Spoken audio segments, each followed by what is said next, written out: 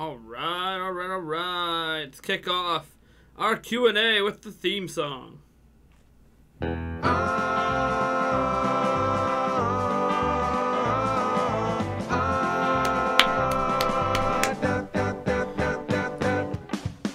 neighbors ask me why I'm limping down the way, and who that fella was who came by yesterday. I quickly turn my face before I start to blush, 'cause frankly there is nothing I can say.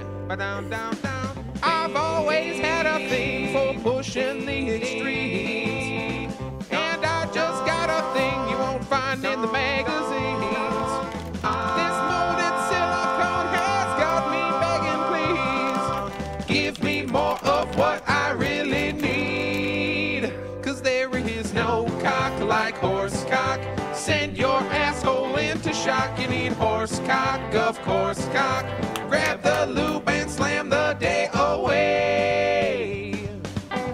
My shaft is quivering and my balls are turning blue as I think of drinking in a foot or even two of my favorite stallion that I keep in my top drawer. Slip it in and I'll be dripping goo as I take more cock. Horse cock, shut the door and turn the lock. Is your cock a horse cock?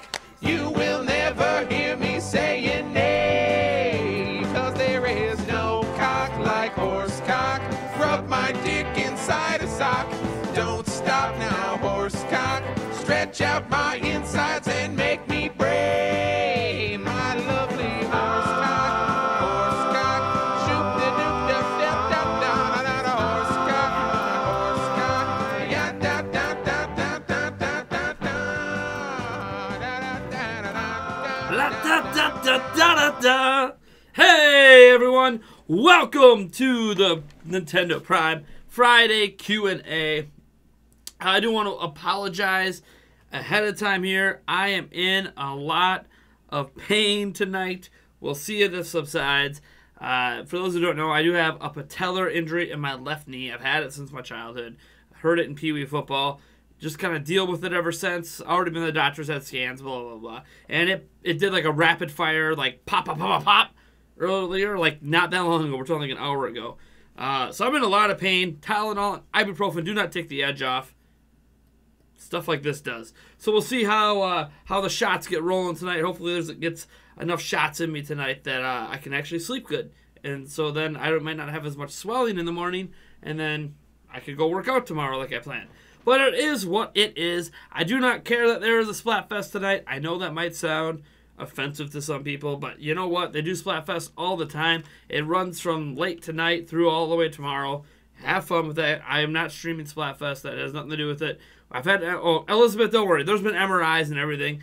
It is what it is. For me to get it fixed, it requires experimental surgeries, and they say I might be worse off at the end. So I just deal with the pain and move on. I have been through physical therapy. Don't worry about it. This is not like a new thing. This isn't a new injury. It's just every now and then this happens, and you just deal with it and move on with your life. All right. So, let me first off get into our... Well, I can take this off now because we don't have any music playing right now. Let me first off get into... Let me mute desktop here. Let me get into our Q&A questions from Patreon. Again, if you are a Patreon backer at patreon.com/NintendoPrime, for as little as $1 a month, guarantees that your questions get answered first. Plus, you get access to the Q&A after the fact, because the Q&A is left unlisted for various reasons, such as the fact that if we have song requests and end up being copyrighted songs, I'd rather not just have those public on my channel, because I don't need to get those old strikes up in here.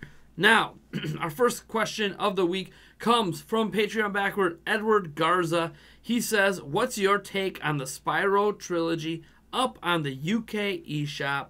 And then he says, all right, so let's start with that one. First off, my take on that is, duh. Like, when people were freaking out about the Spyro thing when it was not announced for Switch, I'm like, guys, it's going to come to Switch. It's going to come to Switch. There is a trend right now. This is actually a trend that I want to make a separate video on eventually. That these games, these AAA cross-platform games or cross-platform third-party games in general coming to Switch, Nintendo and these companies seem to be working together to treat the Switch announcement as its own thing. Like, they can't just announce that Spyro is coming to Switch at the same time that it's announced for everything else. They can't just announce that Dark Souls Remastered is coming to all platforms at the same time. No, it has to be first shown off on Switch, then later announced for the other platforms. I don't know why we need to start like this. Actually annoys me as a gamer that we need to. The Switch does not feel like Nintendo and other companies are treating it as part of the industry. It's almost like no. Here's the rest. Here's the video game industry. Here's Switch. And we need to have a special announcement just for Switch. So, no, Spyro gets announced. I want to start seeing games like Call of Duty. As an example, let's say Call of Duty at E3 gets announced for Nintendo Switch. Why the hell wasn't the Switch version announced at the same time the Xbox One and PlayStation 4 version was? Same thing with Spyro. Clearly, if Nintendo UK had a listing for it for $40 ready to go, it's obviously coming to Switch. So why do we have to wait to announce it for Switch? Why, even if it's not going to be day and date, right? Even if it won't be day and date, why do we have to wait if they already know it's coming to Switch? When they announced the game, they should have just announced the Switch version. Instead, because it's Nintendo and because it's Switch, we have to have that separate elitist look at it, and I absolutely hate that. And it's become a disturbing trend to me. And it's something that I'm going to need to expound upon later because I don't like that that's happening. Because it either means that we're being treated as special consumers that are above everybody else, or we're not getting equal treatment with other gamers and they're trying to separate us out. I don't like it. It's dumb, but it is what it is. Spyro's coming to Switch. Don't worry about it. And then number 2, he says, is having Crash on Switch worth it than having Spyro? No, we're getting both. So I don't know what we're worried about. It's not one or the other. We're getting both. So, I mean, unless you're asking, is it worth buying Crash instead of Spyro? Like, it's up to what you like. Do you like Spyro the Dragon better, or do you like Crash better? Buy the games that you like best, or buy them both. You know, that's up to you. I can't answer that kind of question for you, man. It's up to personal taste. Our next question on Patreon comes from Nick S. He says, do you think Nintendo is dedicated to the concept of Switch and will continue to innovate on the technology and make it better? Or are they just hyping it up now to make a quick buck and then move on to something else? So Nintendo themselves have already answered this question for you. So all I can do is reference what Nintendo has said. Specifically, Tatsumi Kimishima, who stated that they are planning for Switch to last longer than 5 or 6 years. So that indicates anything from 7 to probably 10 years.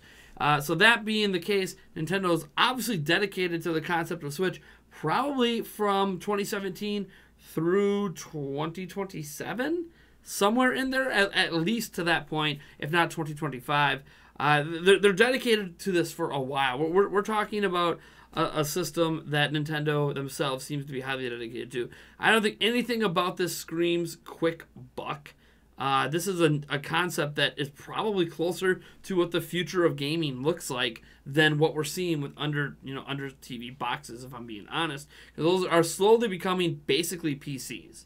And PC market's always going to be around. It's always going to exist. But when you get to the point that thing underneath your TV is basically just a PC, and you could just build that for the same price and throw it under it, I understand there's still user convenience and blah, blah, blah. But when it gets to the point that we're just talking about throwing a PC under your TV, you could just throw a PC under your TV. So in terms of home consoles, or consoles in general, gaming-specific devices, I feel like Switch is almost kind of where things are going to be heading in the future. So I definitely don't think that this is just a quick buck thing. I think they're going to be dedicated to it for a long time, and that's another reason why I think Switch is going to be iterative. This is why I think there's going to be a new version of Switch landing every 3 years, because they're going to try to keep the technology up to date with the ever-changing technological landscape, because they can't just take the OG Switch here and make it last 7 years. Like, you can't do that.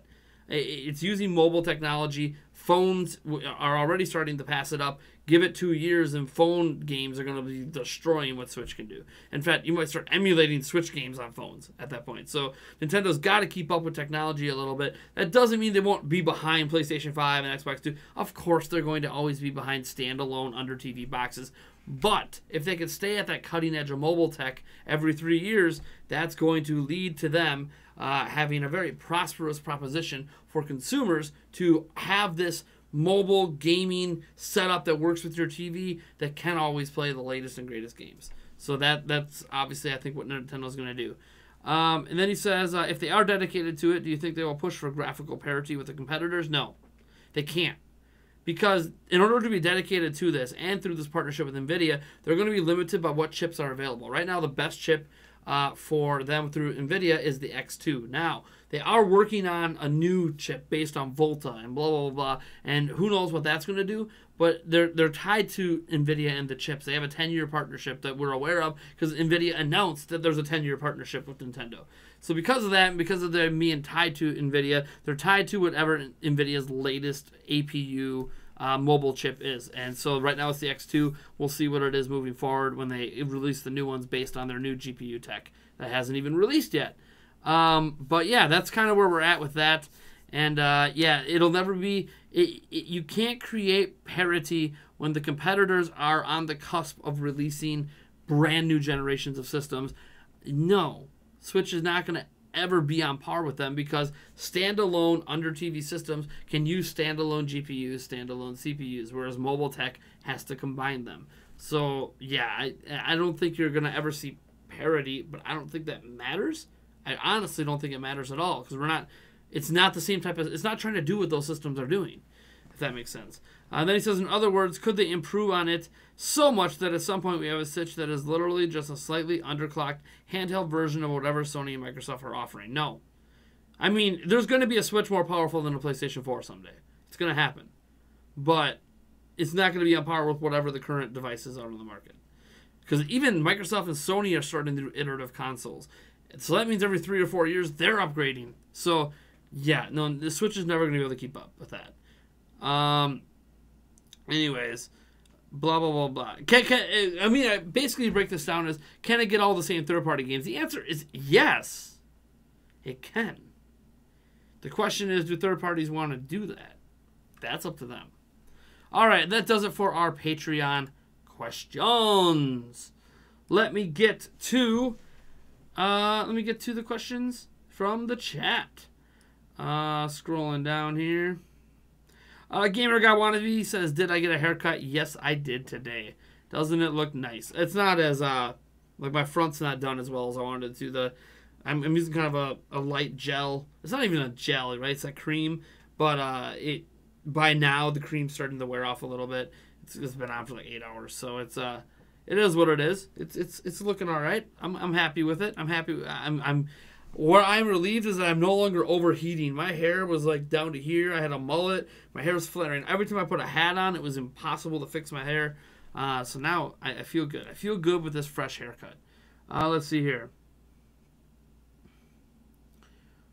Let's see. Elizabeth Bollinger says, anyway, we could have a different theme song each time. Maybe down the line. Right now, no. Right now, that is the theme song. No Cock Like Horsecock is the official theme song of Primetime. It sets the mood to let you know this is not your average stream. Let's see here. Scrolling down. Blah, blah, blah. Cappy hat? You mean this? Let me see here. Hey, Nate. Hope you're doing well. Thank you. 11-9-10 Black Ops. Nick Ficker says, will Switch have new generations for the next 10 years? Or will they just make upgrades for the current Switch and have game exclusive for those upgrades? Here's the thing. What's a new generation? I mean, define that for me. I'm serious. Like, we're getting to the point that when I say it's going to be iterative, that, I mean, every 3 years it could be considered a new generation. Where some games are going to work on all Switches, some games will only work on the new one. So I don't know what else to tell you except, heck yeah, Brewers. Was that a Hater? Hater just get a hit? Josh Hader just got a hit. Heck yeah. He's a pitcher. He's a relief pitcher. Let's see here. Justin Caldero says, "What's up, everyone? Nate, you checking out the Cubs Brewer game?" Obviously, I just saw that Josh Hader just got a hit, which is awesome. I hope he scores. Let's see here. Mike Bear 355 says, "What are my most played Switch games right now? Breath of the Wild, Splatoon 2, Odyssey, NBA 2K18, and Mario plus Rabbids Kingdom Battle." But that's like the same as it's been that way for a long time. Because I still keep playing those games. So even as I'm playing new games, I'm still playing those 5 games. It's like my hours keep piling up for them. Mario Kart 8 is starting to climb up there a little bit as well. Let's see here. Scrolling down.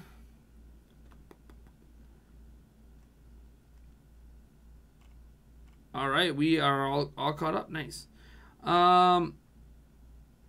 Edward Norton says, "Will Nintendo raise the price of new Nintendo Switch with bigger internal memory?" Raise the price? No. I think by the time they release a Switch Pro that has like 8 gigabytes of RAM or whatever, it's going to still hit at that $300 price point, and the OG Switch will just be $200.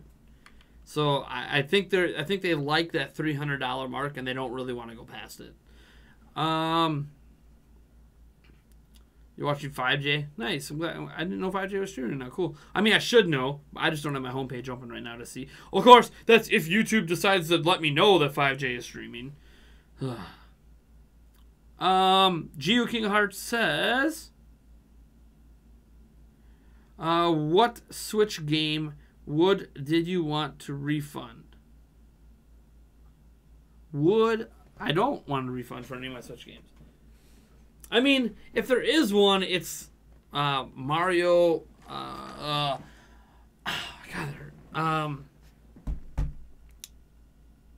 Mario Versus or whatever, that $8 arcade thing that I bought to make one video out of, and I don't enjoy it at all. I would like my $8 back. Oh, is that a home run? Ha ha! Eric Thames just hit a home run and tied the game. So Josh Hader did get the score. Sweet. I gotta take a drink to that one. Sorry, if you can't tell. Big Brewers fan here. Hope they kick the crap out of the Cubs tonight. So yeah, outside of that, like, there's not really anything I really want to refund for. Snow Bunny 426, "Hi, I was watching your video about Wolfenstein 2. Extremely good and correct." Thank you. I'm glad you guys enjoyed the Wolfenstein video. I don't make videos like that very often, but it felt like a nice follow-up to the Doom situation from last year. Let's see here. Nice haircut. Thanks, I'm the Moon. Edward Norton says, "Would people buy the new Switch if the RAM is 64 gigabytes and the price is $340? I can tell you right now that if there's 64 gigabytes of RAM, the price would not be $340. The price for 64. Let me tell you what the price of 64 gigabytes of RAM is right now. It is insane. Okay, just hold on. I'll show you, or I'll let you know. 64 gigabyte DDR4 RAM. All right.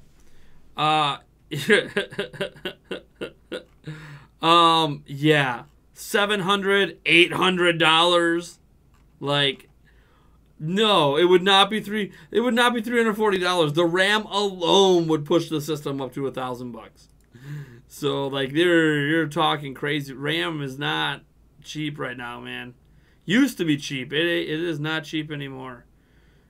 Let's see here. Scrolling down. La la la. Creative Alias, welcome, man. Do you think the next Zelda game will be built off the base that Breath of the Wild created?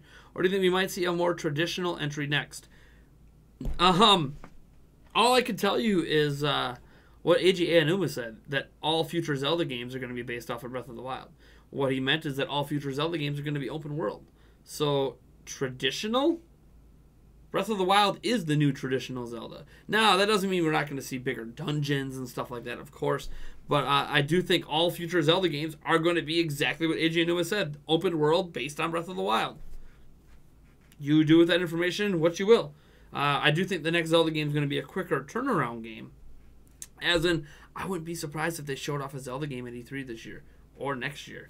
Because I feel like they're going to want to hit while the momentum is hot, while the iron is still hot on Breath of the Wild.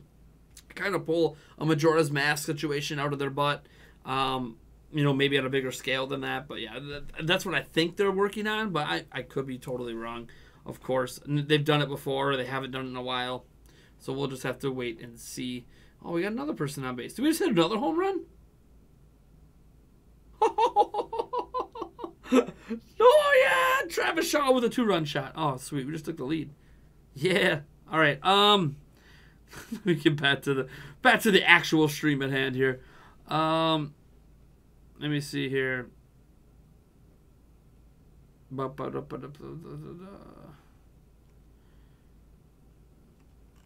Scrolling down here.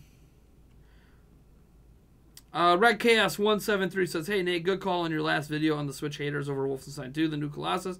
My mistake, I didn't correct the word Colossus. That's all right, Colossus. That's all right, my man. But yeah, I don't make videos like that very often because haters are everywhere, right? Like my channel has haters, but and I'll probably respond to them more often than I should. But yeah, I was just so annoyed today. Like I was busy with my kids all day. They had dentist appointments, and I had to go grocery shopping. And I was just dealing with all of that, and I was just on my phone, like casually browsing, watching that footage from Game Explain, and watching responses all over the internet. And I'm like, what the hell is going on here? It's almost like they didn't Doom launch last year or something. I don't know. Anyways, let's see here. We have 1 dislike on the video. What is up with that? That's all right. You know, as I said, I have haters. Haters gonna hate. Let's see here. Mike Bear 355, welcome to the stream, says, I have a question. I keep hearing people say that Nintendo's Virtual Console is an outdated system in place and should be replaced with a monthly subscription. I don't understand how it's outdated. There's a couple of things that forget subscription first, because PlayStation and Xbox both handle their Virtual Console through a subscription. So that's an option people are starting to see more often, are starting to like it. They're treating it almost like a Netflix situation. And for the most part, I think that's okay. I wouldn't mind that on Switch. But I think what people really mean by outdated is that, one, the Virtual Console on Wii U, Wii, DS, 3DS, all of it's kind of been unsatisfactory, if that makes sense. The slow pace of adding games, having to rebuy games every single generation, even when you could port your Wii games over to Wii U. If you didn't want to have to boot into the Wii menu, you'd have to rebuy the games for a discounted price to play it locally on your Wii U. Just incomplete stuff. And just not a very good system overall, but it worked. It was functional. It got people to rebuy games like 4 or 5 times. It's just not the way Virtual Console has been. Can't be the way it is on Switch, and that might be why we don't have it yet, because they are working on a new system. Maybe it will be subscription based. I'm not saying I want it to be like a streaming service, but you know, if it's like what Xbox does, where you can just download the games and you just pay a monthly fee, I'm all for that. I know some people don't want that because they want their prior purchases to matter. I'm sorry. I think no matter what they do with Virtual Console, whether they bring it back where you buy games individually or you subscribe, no matter what they do, one, they need to update, they need to add games quicker, and on top of that, they need to make it so moving forward, no matter what like if you buy games individually, you always have that game on all future platforms. And they can do that now with the Nintendo account system that they didn't have on Wii U and they didn't have on prior systems. So I feel like they're still going to make you rebuy the games one more time, but I'm hoping then that's it. You don't have to do it again. So we'll see. If the Switch outsells the PlayStation 4, what does that mean for Gen 9, says the originalist? Absolutely nothing. I mean, the Wii dominated, a few gens ago. What does that mean for today? Absolutely nothing. Like, it doesn't really mean anything. And it just means the Switch was a success. The PlayStation 4 is still a success, even if it ends up being outsold by Switch. It's not really a big deal.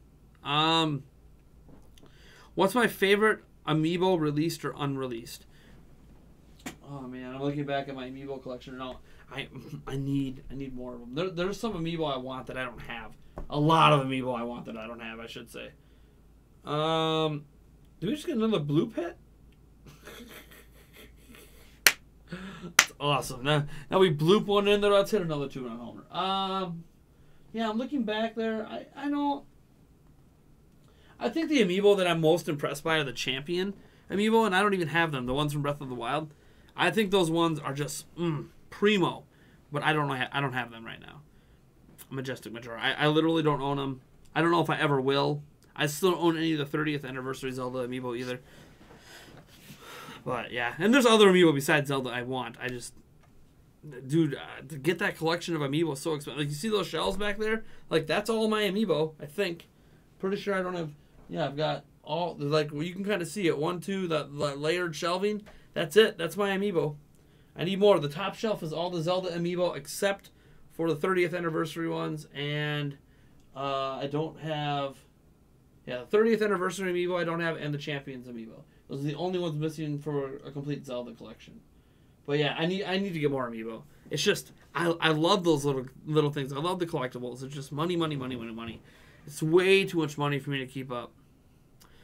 Who knows? Maybe our YouTube channel will be massive one day, and I can go back and buy all the Amiibo I missed out on, and like turn one of these walls into a great Amiibo exhibit. Like build custom shelving with sweet lighting.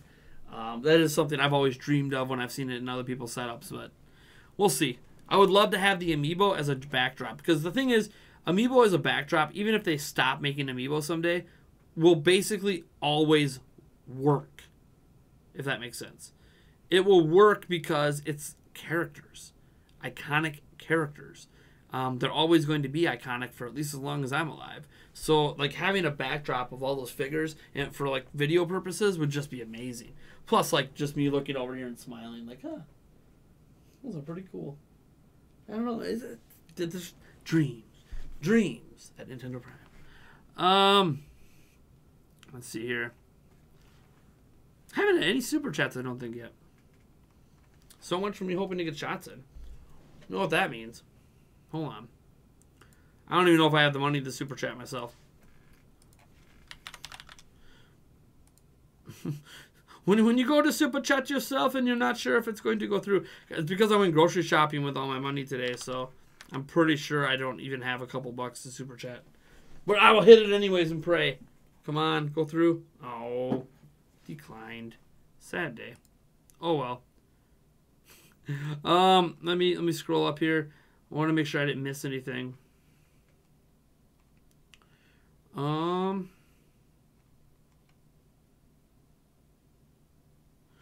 right, here we go. I think I'm where I want to be in the chat.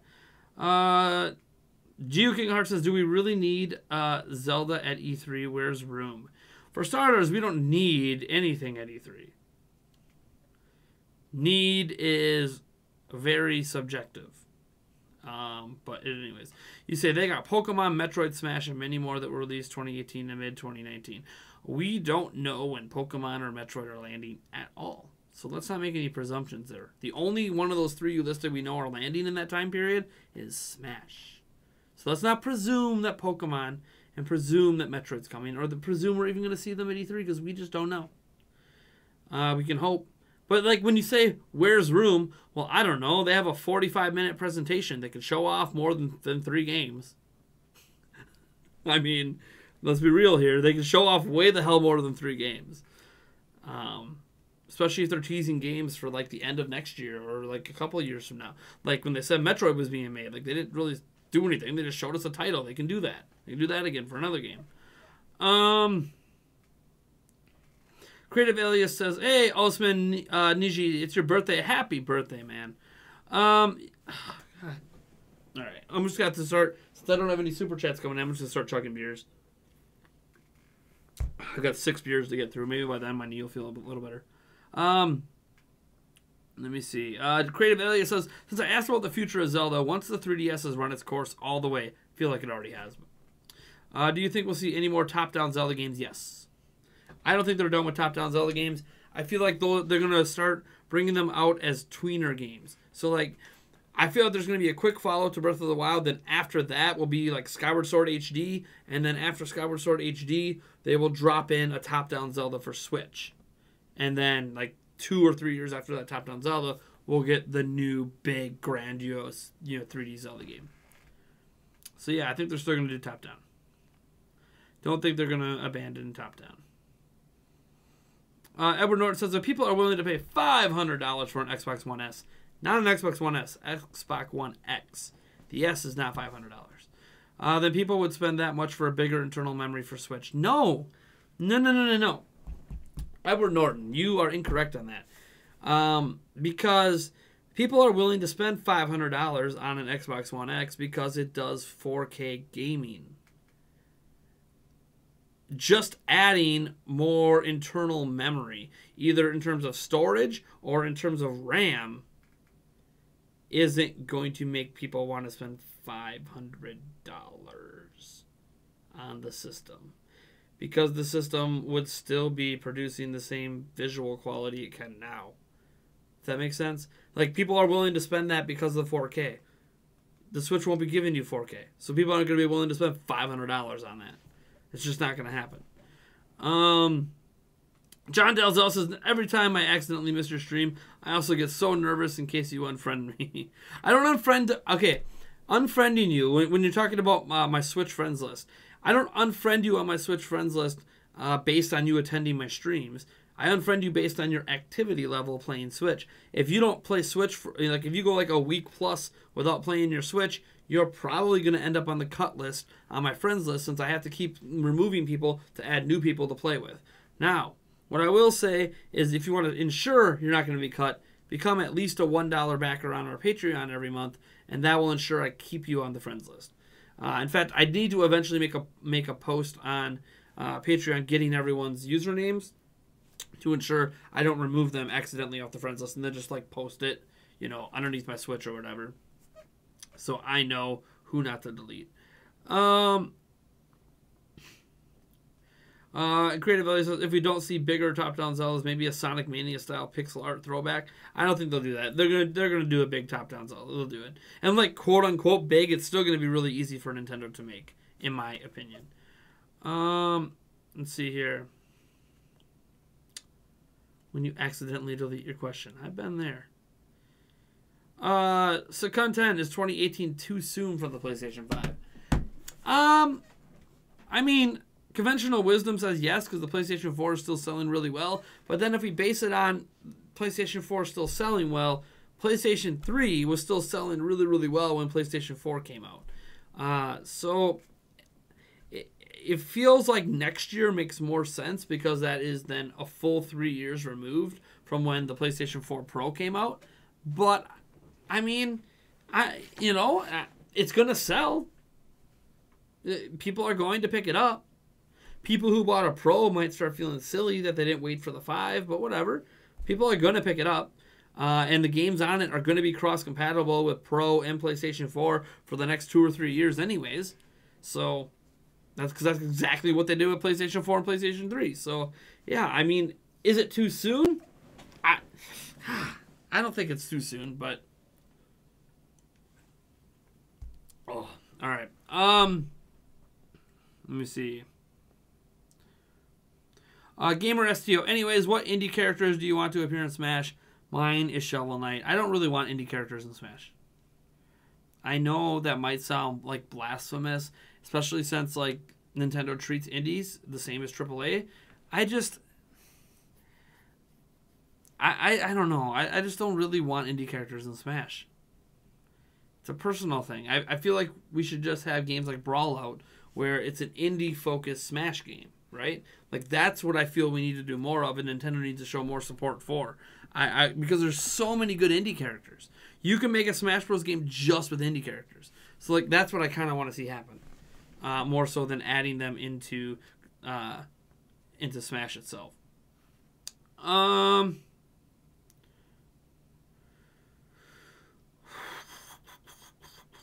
Right now, the Nintendo accounts are connected to the Wii U too.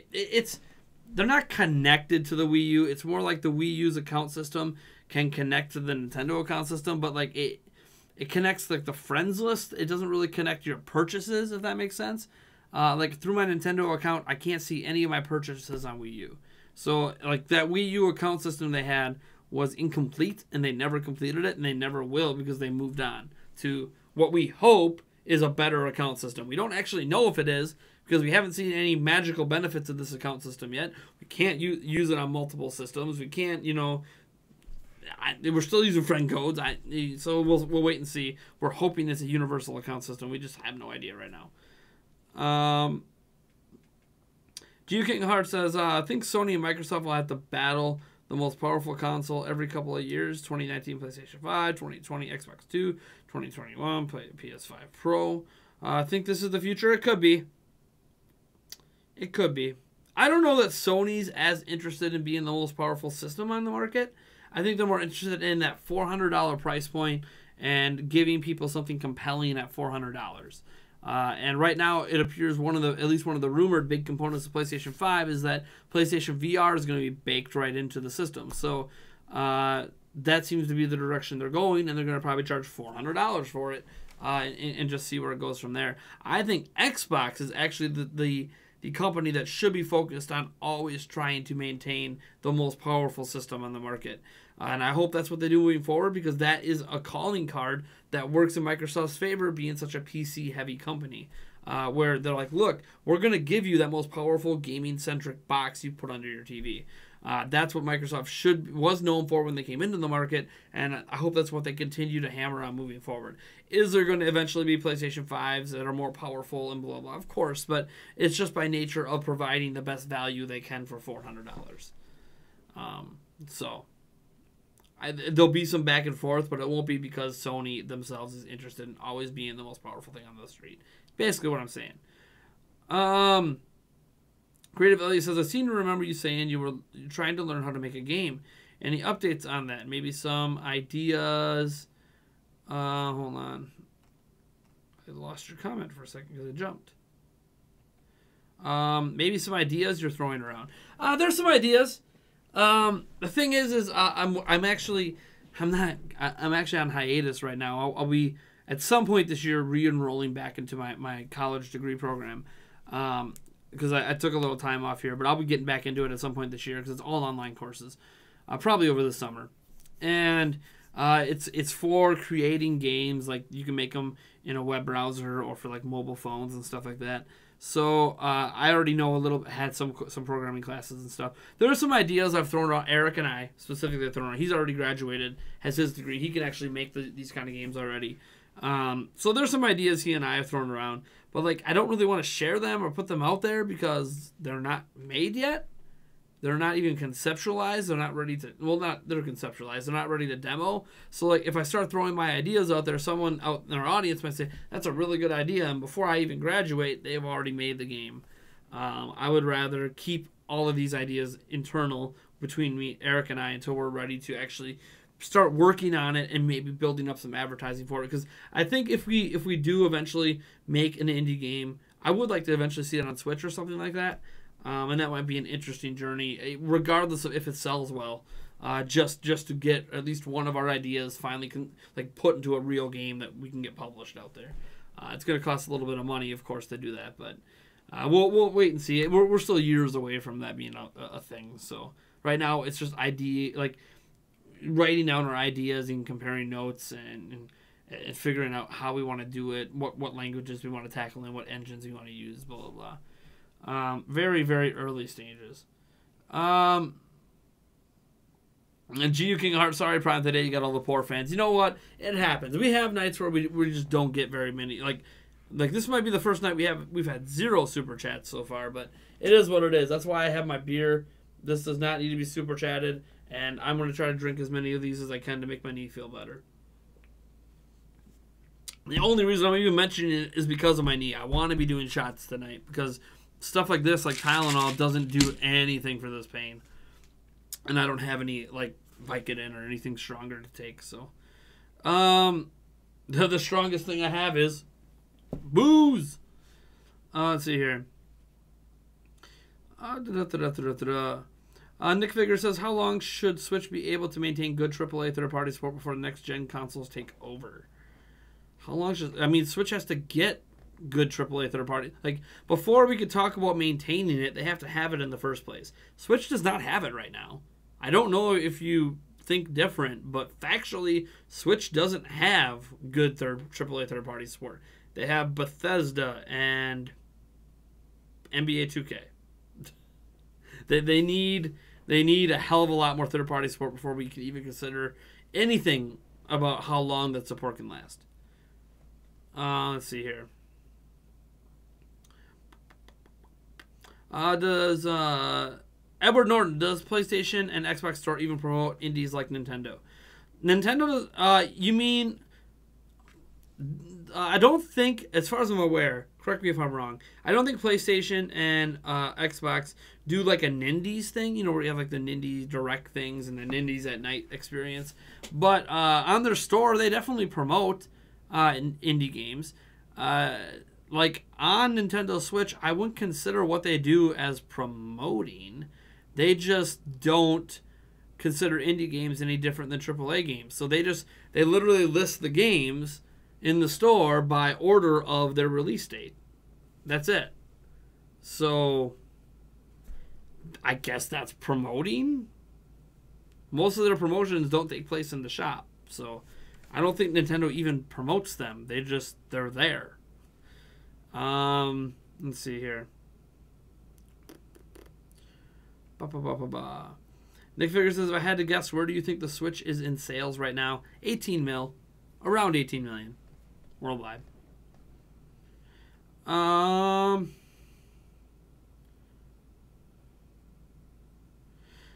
Edward Norton, you spent $430 on your Switch. I don't know why you did that. I mean, maybe you live in a country where that's just what it costs. But in the United States, no.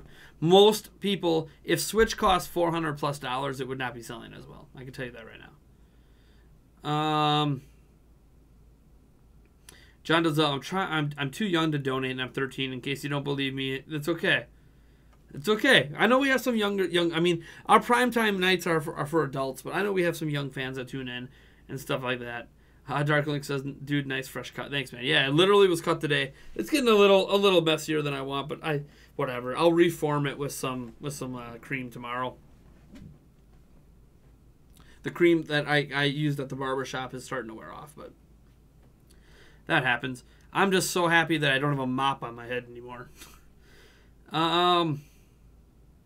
Creative Elias, any Switch games you think maybe kind of overhyped or overrated? Personally, I don't get all the love for Odyssey. Not a bad game, but I don't see why people think it's so amazing.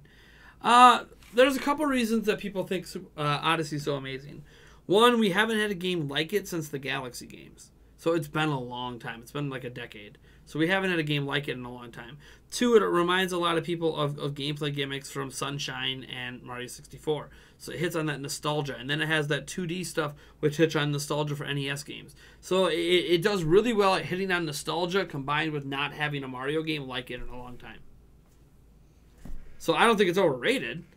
I think people just love it because it's been so long and it reminds them of a lot of fond memories. I don't think there's anything wrong with that. For some people, they even think it's their favorite Mario game ever, and that's great. But is there any other game I think are overhyped or overrated? I think everything's been about the right amount of hype. If anything, there's a couple games I think were underhyped and underrated. But I don't know if there's been anything too overhyped yet. Like, I want to say Breath of the Wild, but then, like, Breath of the Wild is my favorite game of all time, so how can I say it's overhyped, but yet it's my favorite thing I've ever played? So, can't be overhyped for me. Haircut or shower? What? What are you talking about? I have a haircut today and I took a shower today? I shower every day? Mark Castillo, thoughts on the new craze Fortnite? Great.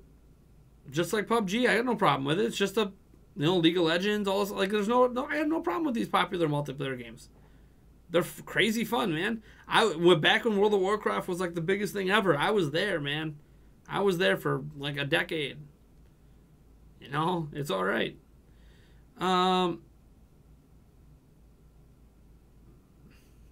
Geo King of Heart. Nintendo Prime doesn't want any characters in Smash. He wants the next Smash to be menus only, no fighting allowed because there's no characters in Smash. That's not at all. I know you're joking around, but that's not at all what I've said. Hey, Mr. Phalange. Let's see here. Let me see here. Trying to find out where I was.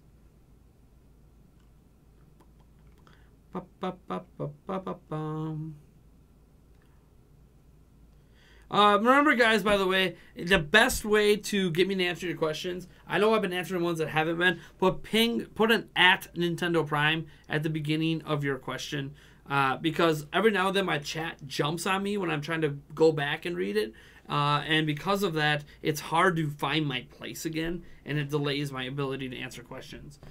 Nick Figure says, what do you think of having a dock that upgrades the Switch to meet the power of the current gen consoles, and you only get that slight downgrade in resolution and graphics in portable mode? Yes, I like it and I don't like it. Let me explain what I like about it.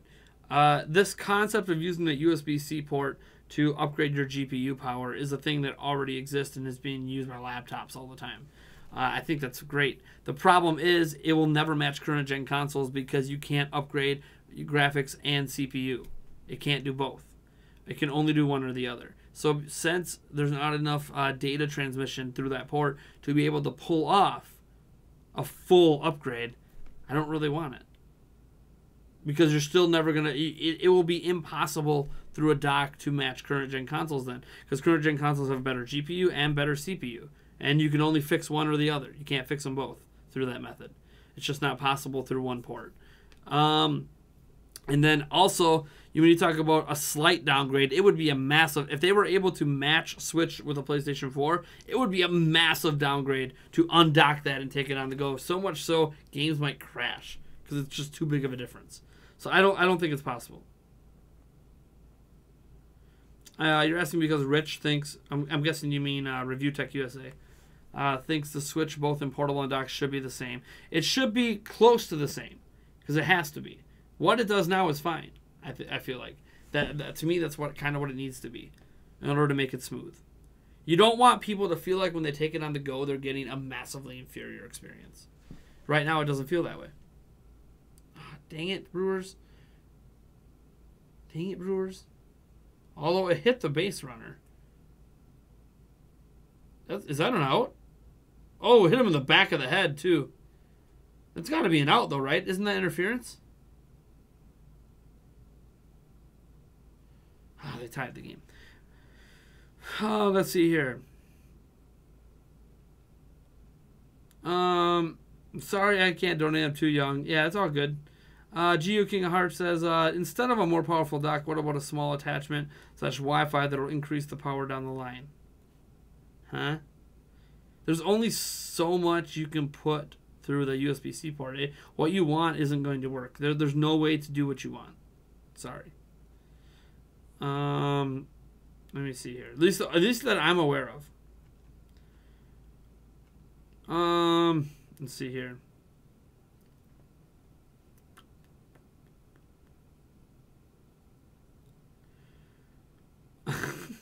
Nice comment, and the moon on Narbosa. John Delzell, I know you were joking about the Atari VCS selling 5 units. But seriously, how much do you think the Atari's VCS is going to sell, and also how long do you think it's going to live for? It'll sell like 500 units and be done in 6 months, if not sooner. Will you answer my question? I think I did. Mifa or Bosa? Urbosa. Speaking of Switch, says Bronny Simpson, it's cool that there's finally another South Park game on a Nintendo system after so many years. It's been a long time. I know. Fractured Butthole is going to be nice. UTech USA is a scammer. Oh, jeez. Can we stop with that nonsense, please? That scammer stuff has to do with his Patreon. Like, if he's a scammer, then I'm a scammer. I've under-delivered on some of my Patreon promises. I have been transparent with our patrons on my under-delivering, but I have. I was promising a vlog series for a long time on Patreon before I decided to dump it because it was obvious I wasn't going to be able to get it done. So, if he's a scammer, I guess I'm a scammer. Let's see here. Gamer STO. Except from the beauty of the Horsecock song, what is your favorite song? Mine would be a few songs from the Gorillaz, like Andromeda, Feel Good Inc., and a lot more. My favorite song of all time isn't the Horsecock song anyways. My favorite song of all time is Semi-Charmed Life by 38 Special. That is my favorite song of all time. Love it. I don't listen to it nearly as much as I used to, but every time I hear it, oh man, you max out that volume and jam out. Can you give me a question to ask? Are you out of questions? No, I cannot. Oh man. Okay, I gotta start chugging this beer. I need to get on to at least beer number 2 here. Gotta start getting some numbness in the knee. Oh man.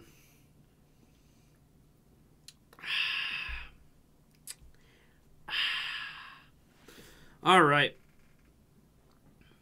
Can you keep us up to date on the Brewers game? They're playing the Cardinals, right? No, they're playing the Cubs. It is tied 4-4, top of the 6th.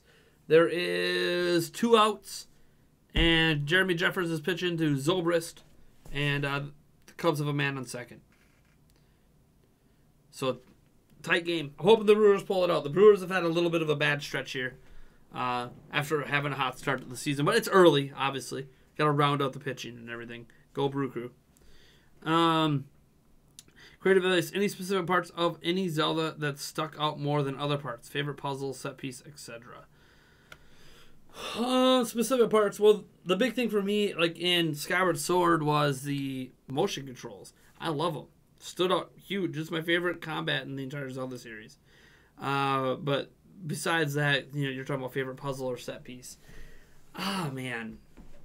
Leave it to you to ask all the Zelda questions because you come from way back in the Zelda Informer days. Put me on the spot here. I don't actually talk a lot of Zelda anymore. It's kind of weird, right? All those years, what was it? 12 years of my life spent just talking about Zelda almost exclusively, and now I hardly ever do it anymore. But yeah, my favorite puzzle. I always kind of go back to that one puzzle. One of the final puzzles in Spirit Tracks. I hope I'm describing this correctly because it's been a long time since I played Spyro Tracks. But it's one of the later stages in that multi-tiered tower. And you're up there and you have to move the Phantom to one spot and shoot an arrow and hit these multiple switches at the same time. I don't know why that puzzle stands out to me so much, but it just does. It's just such a brilliant design concept that changes up the traditional hit the switch puzzle. I really love that one a lot.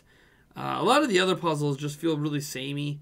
I mean, there's some unique ones out there, but I'll give you another one. I really liked in Skyward Sword. I forget the name of the dungeon. See, this is how, because I'm not talking about Zelda as much anymore, my knowledge is starting to fade a little bit, or my memory anyways. There's that dungeon that's underneath Skyloft where you have to rearrange the rooms. I forget what the name of that dungeon. That, I think, is really brilliant as well. I thought that was an awesome concept overall for a dungeon, let alone for just a puzzle.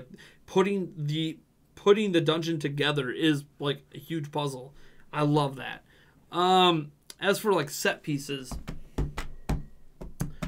oh man, set pieces. I mean, there was always that first time in 3D walking out in the Hyrule from Ocarina of Time. I'm really big into medieval age stuff, or even ancient Rome. So walking out into that field, seeing a castle in the background, a legit castle, a horse ranch. I know it's simplistic, but back then it was such a cool set piece to me, based on my interests, especially at that time. Beyond that, in terms of a design of a dungeon or something like that, I always really liked the Goron Mines in Twilight Princess. I don't know why. I haven't really ever figured out why. I just really like that dungeon. It really stands out to me a lot. There's some other ones I like for various reasons as well. But yeah, I guess we'll kind of stick with that. The tree at Majora's Mask, when you go to the tree, if you play that game and you got to the end, you know what I'm talking about. That set piece, to me, is not only one of the most beautiful moments in all of Zelda, it's very heartwarming and touching, and the life lessons you can learn in that moment. That, to me, is brilliant. There's just sailing the open sea in the Wind Waker and how free you feel. And obviously, I'm not even getting into the various moments I had in Breath of the Wild. Man, some of the set pieces in Breath of the Wild are just gorgeous. Can't tell I love Zelda, guys. So yeah, I hope that answers your question a little bit at least. without diving too deep into it, because I could literally spend the next 4 hours talking about all the things I love in Zelda, all the different areas and set pieces. I'd probably have to bust out Hyrule Story to remember a few of them. Not to remember them, but remember specific names. And the fact that I can't remember that name of that dungeon, someone probably already said it in chat, and when I get to it, I'm going to be like, oh yeah, right. Like, I know it. I'll recognize it when I see it. I just haven't talked about it in a long time. Let me see. Justin called Daryl. Question: how did you and your fiance come up with the names for your children? All right, so Melody had nothing to do with me. Melody was born before I even met my fiance. I met Melody at 9 months and have been her father ever since. Her full-time father, I should say. The other one's around, but I've basically been her dad since 9 months. And she just really liked the name Melody. And if we would have had a daughter together, her name would have been Harmony. So we would have had Melody and Harmony. Right? Isn't that cute? Like, and here's the thing. Like, I'm really I love music. I used to do musicals and choir, and band. Like, I'm really into that. So like Melody, I probably would have never came up with that name on my own, but I love that name, and I would have loved if we would have had a daughter just to name her Harmony. So there's that. But we didn't have another daughter, so we had 2 sons. Aiden, he's an interesting one. Aiden was not originally going to be called Aiden. We had a completely different name picked out that I can't even remember anymore. But then when he was born, we took one look at him and we said, oh no, that doesn't fit. That name doesn't fit. Like, we just looked at him and we both knew instantly that name doesn't fit. So when he got kind of taken away from us right away because he had some issues they need to give him antibiotics for.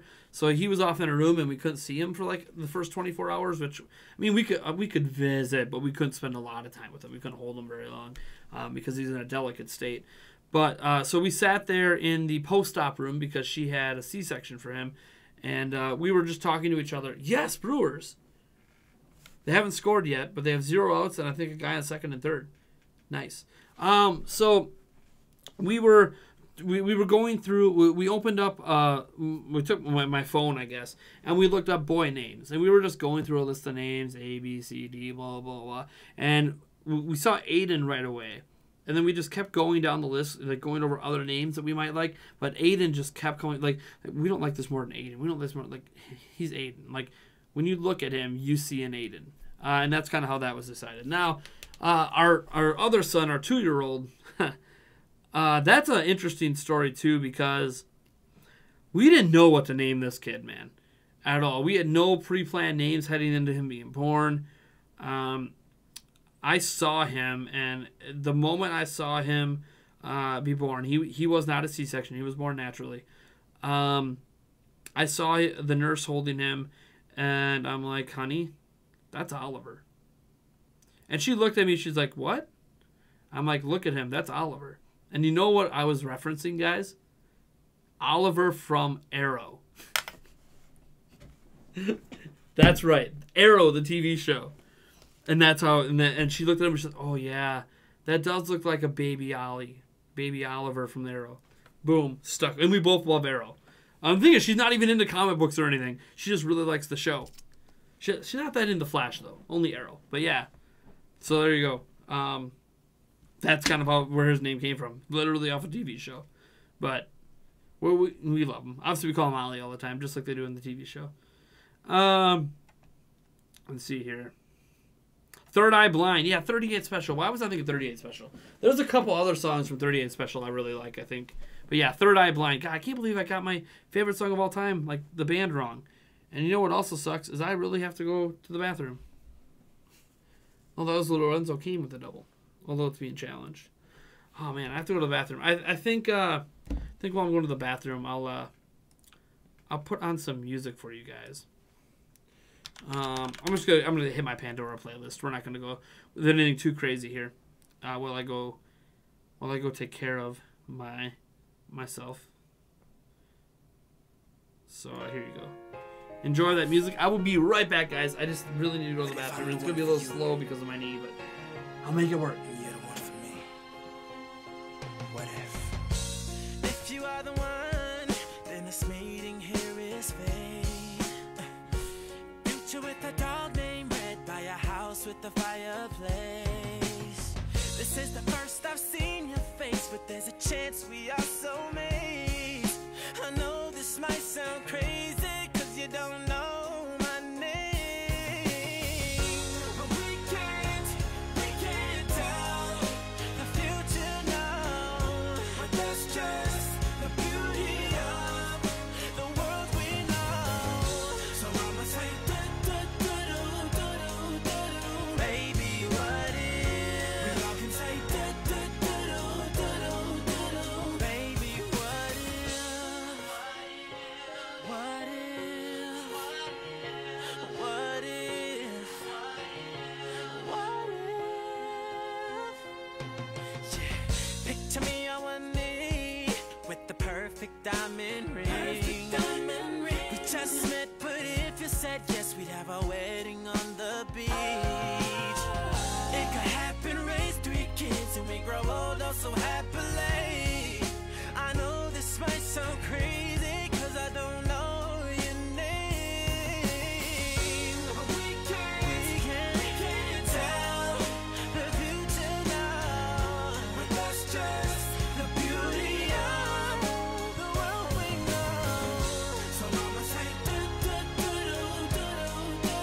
baby, what if? We all can say, baby, what if?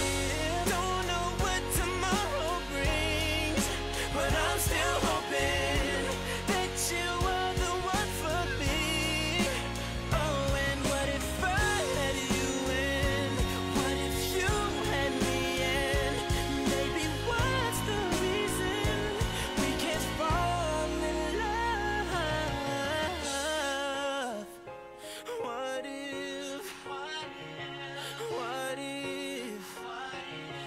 What if?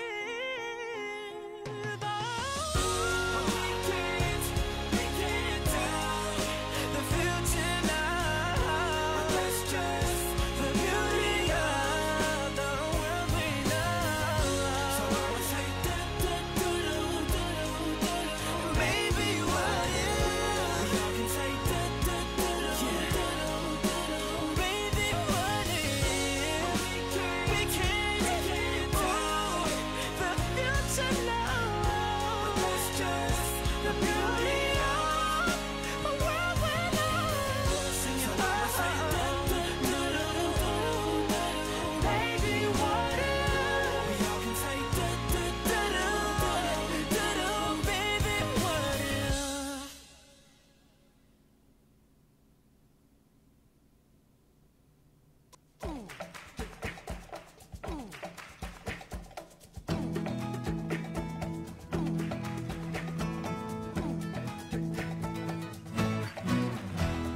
Moana, make way, make way.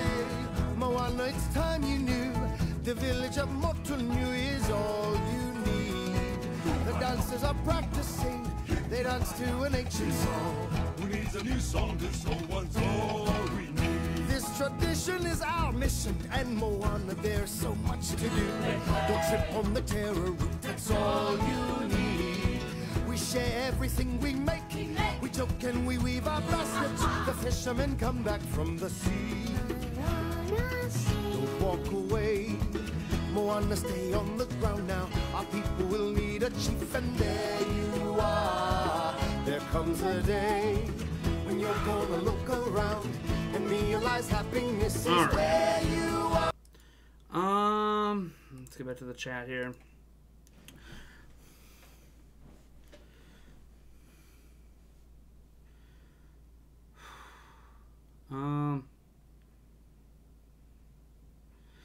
Hardcore Alex wants the Link blanket. Yeah, it's pretty sick blanket, right? Nick Figure says if Switch Pro manages to meet or maybe surpass PlayStation 4 power by even a little, do you think third-party games that run good on that system but struggle with the current Switch should still release for both?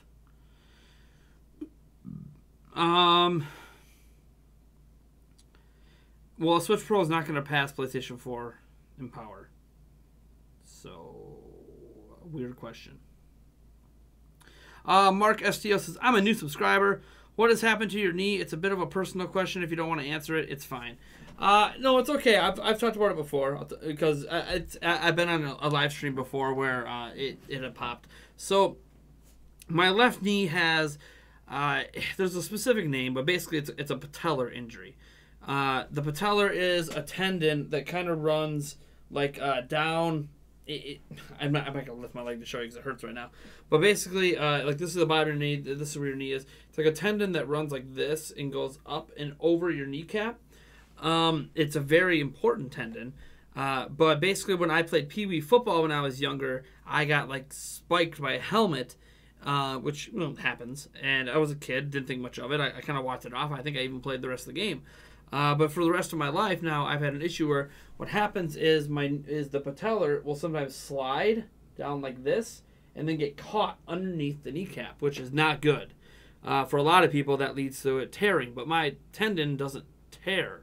Instead, it locks for like literally half a second, and then all of a sudden, and the tendon like literally like just springs out.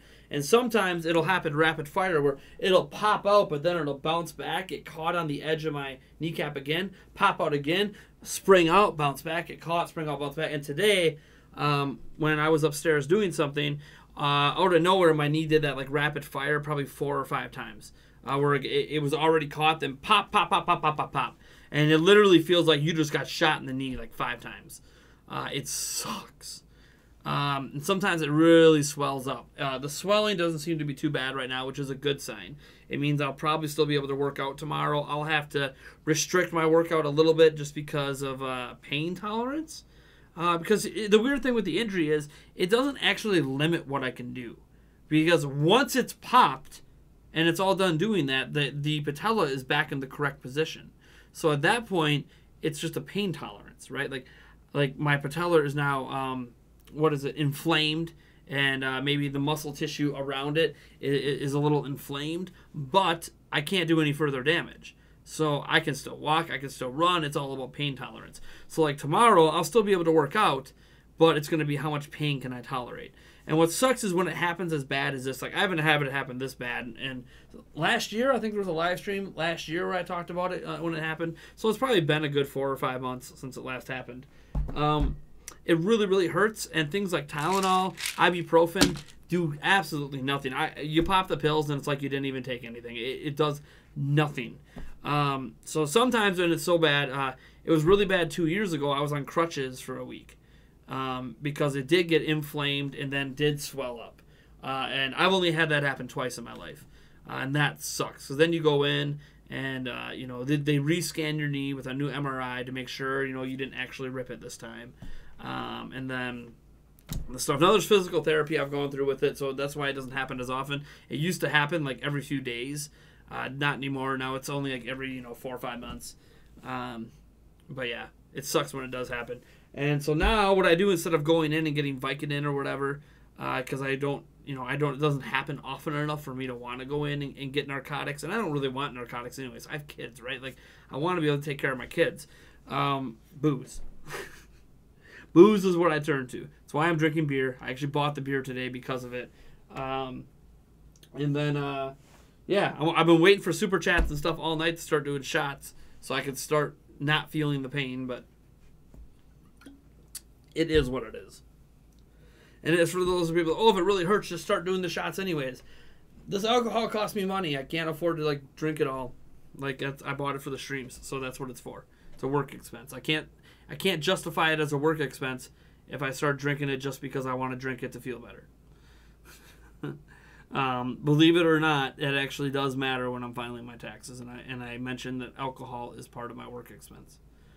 All right, moving on here. Blah blah blah. It's not arthritis, no. Or are you talking about arthritis? It's not arthritis either. It's literally got patella in the name of it. I can't remember.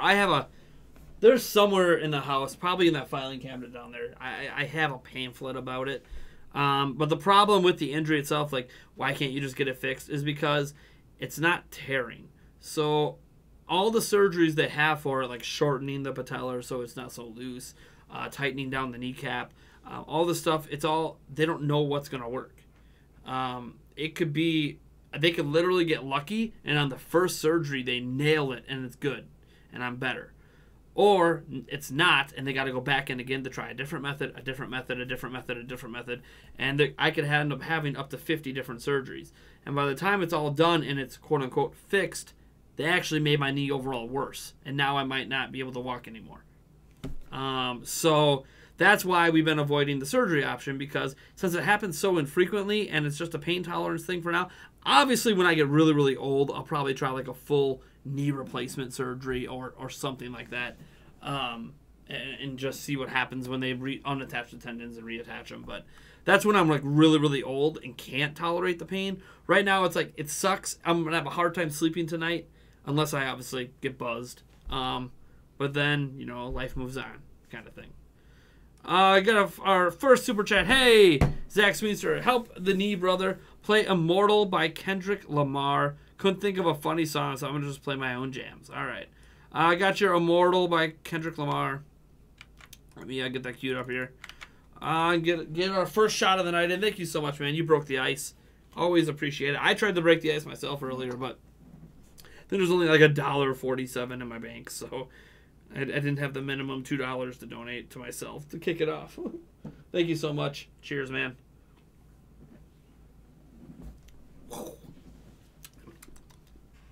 All right. Make sure I have the right song. Immortal. Okay, by Kendrick Lamar. Let me make sure. Immortal. It sure. Oh, there it is. This must be it. All right. Let me unmute the desktop here and get that music going. I gotta turn the music down a little bit. I don't want it to overshadow me too much. I'm just looking at the mixer volume. Let me I sure want to listen to the song. All right, I'm gonna move on with the Q&A. Hopefully you guys can still hear me. I think I have the music at a good enough volume. Let's see here.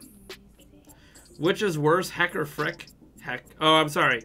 In terms of like swear word, like neither of them are swear words, but they're like takes on swear words. So frick is technically like another way of trying to say the F word without saying the F word. So frick is technically worse than heck, because heck is just like trying not to say hell, so you say heck.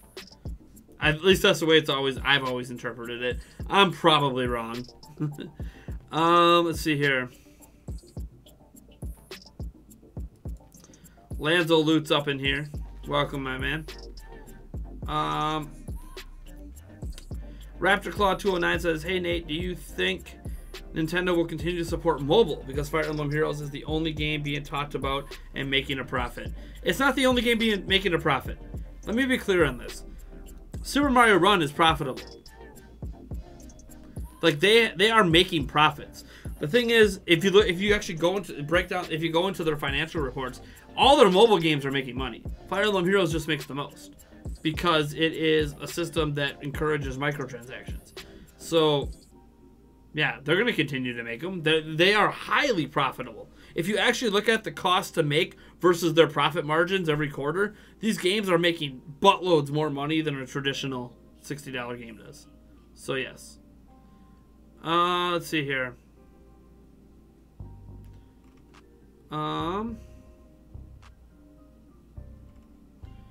Let's see here. I'll make sure I don't miss anything. Is that another $5? Element by Kendrick. Let's do this again. Element by Kendrick. Okay. Well, that means I can stop this song, right?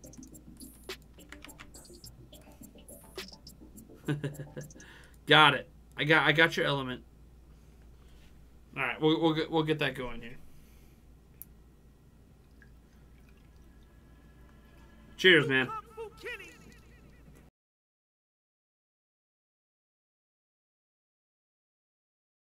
Super chats are now flowing, right? I think I just saw $1.50 from Edward. I'm gonna assume it was $1.50. It didn't pop up right away, but I think I saw it. Another $5. Oh, so there's a $1.50 one in there, I think, somewhere. It doesn't pop up at the top because I think you have to be at least $2 to pop up at the top, or is it $5? I can't remember.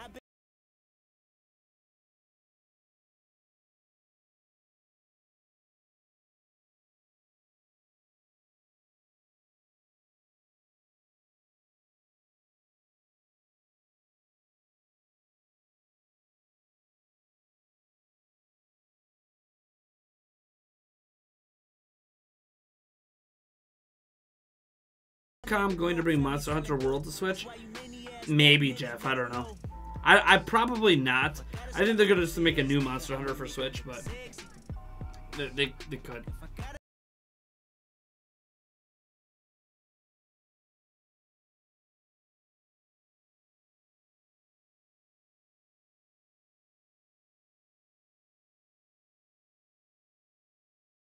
Looking fresh with that new cut. Thanks, man.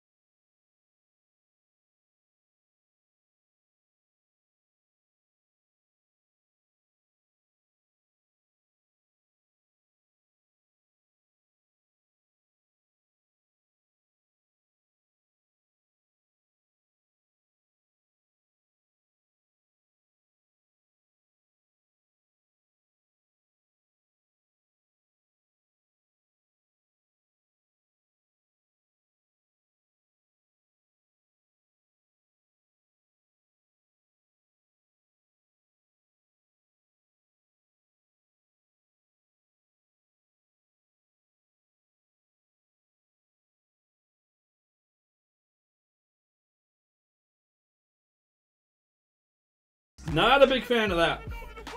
And I have a huge bottle of it to do. Oh, man. Oh, well. I've had worse.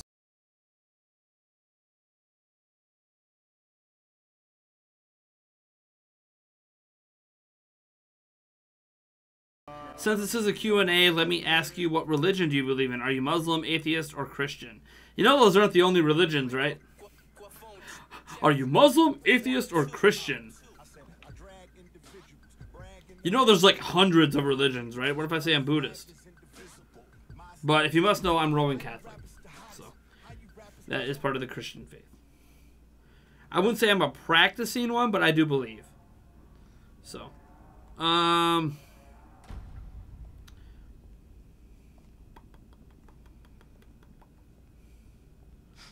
let's see here.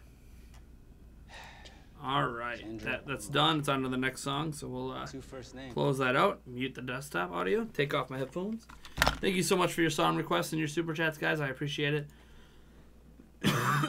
Let's see here.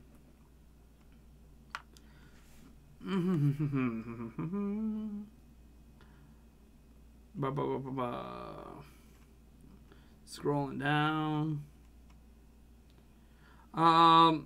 Ryan Lisa, did you just get a haircut the same day as I did? Well, did you get a haircut today? Because if you did, then the answer is yes, we did. I got my haircut done by Sports Clips. It cost me $30. But that's because I always do the MVP. Because I can only really, well, I guess if I didn't do the MVP, I could afford to get my haircut every month. But I like the MVP because I do the massages and like it's so relaxing. When you're having that stressful day and like you just need to get away, like that half hour for your haircut with the head massage, and now like they have massage chairs when they're washing your hair, and then they still do the shoulder thing. Like it's so nice. It's worth it to me, the luxury to pay $30. It's $25, but I always give a $5 tip. Let's see here, and that is expensive because I can get a haircut for like 16 or 12 or something like that at Supercuts or whatever, but it's not as relaxing there. To me, when I go to Supercuts, it feels like they're just trying to get me in and out as fast as possible, which actually works if I'm in a rush. But when I like going to Sports Clips because I like to be pampered a little bit, you know? I think I'm someone that would really enjoy going to a spa, if I'm being honest. Let me see here. Pretty fly for a white guy. Dun, dun, dun, dun, dun, dun, dun, dun. When's the next stream? Monday. You drink Arbor Mist wine. I don't really drink wine in general. This is just what I do for my... This is what we call the cheap shots.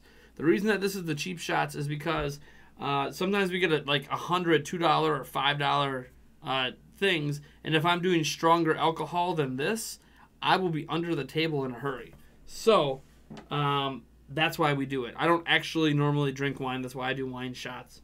It's just a way for me to survive the night longer. Even though tonight, I actually want to get buzzed, I don't want to change the rules for tonight because it could put me in hot water. If I start going like, hey, look, every donation's a kinky shot, oh my God, I'm going to die. Because I'm going to run out of kinky, and when I run out of... My rule is when I run out of booze, I have to go the next level up. Well, the next level up is like a 25% alcohol. Next level up, that's a 30%, then 35, then 43, and then it goes to Patron. Not Patron. It goes to tequila. So, like, I don't want to run out of my stuff that can actually F me up. So, because then I get in big trouble. Because, I don't want to be dead. I want to be buzzed tonight. I don't want to be dead tomorrow.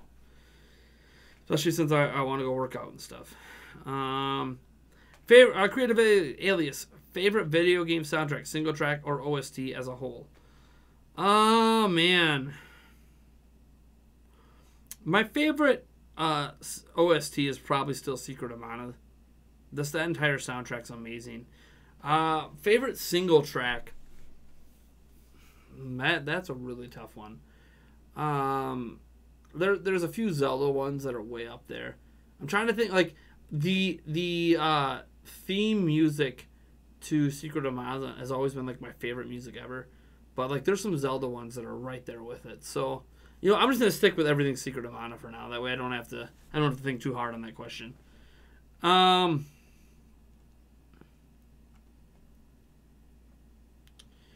Gamer STO said random one here, but what was anyone's thoughts on Undertale reveal on the last Nintendo Direct? I found it a bit surprising. I'm not surprised at all. Undertale's been on Nintendo platforms already, and Switch has been phenomenal for the sales of indie games, so why the heck not bring one of the most successful recent indie games to Switch? It just makes sense. Right now, there should be... The surprise should be when an indie game doesn't come to Switch. All indie games at this point should be seriously going to Switch. Until proven otherwise. Until it's oversaturated. Let's see here. What's my review of Savage Herobrine? I don't review YouTube channels, so... Sorry, man. I know you've been, like, pinging me a few times, like, hey, talk about my channel. My channel's getting better. My this and that. Like, I'm sure it is, man, but, like, just, like, asking me to do it's not going to make it happen. I don't review YouTube channels. I know I've done, like, I've looked at YouTube channels and given advice before, but, like, giving advice is not the same as reviewing your channel, so. Let's see here.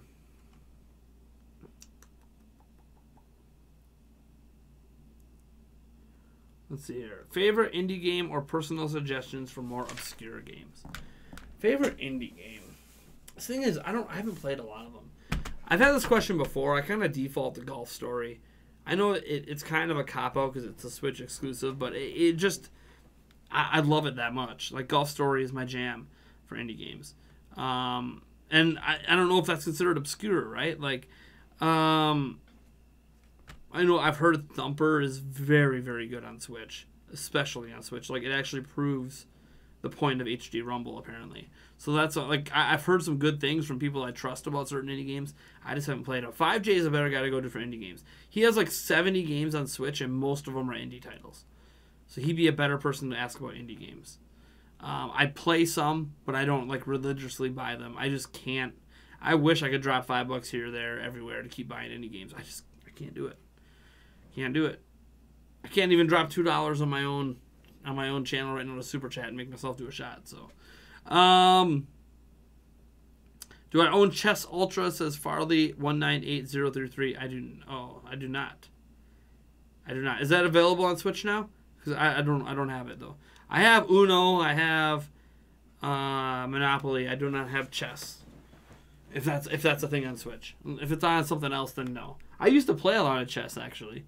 I used to play online chess against like people, and then I played chess in real life.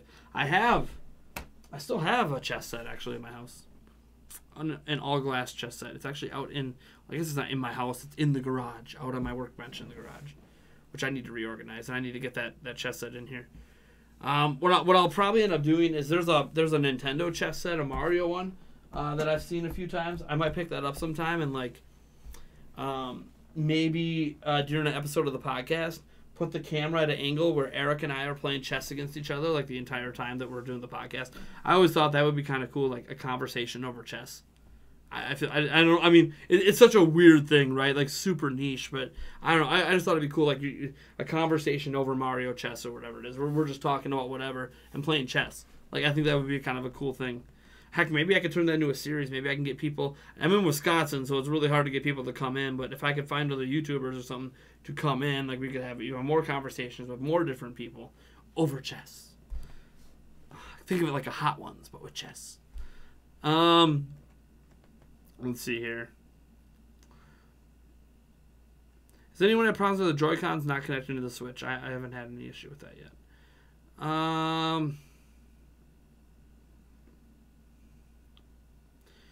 Yeah. Well, Mark Castillo, I don't expect you to be at our streams at all, man. 3 in the morning is really late for UKers to come to my streams.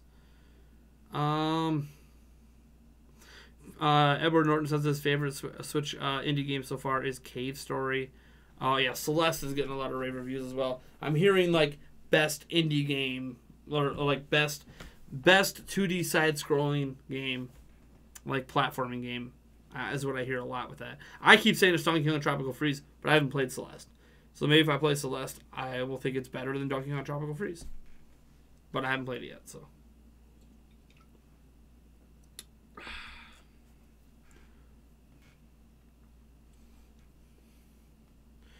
Bum, ba-da, bum. The Brewers have guys on first and second, bottom of the 7, 2 outs.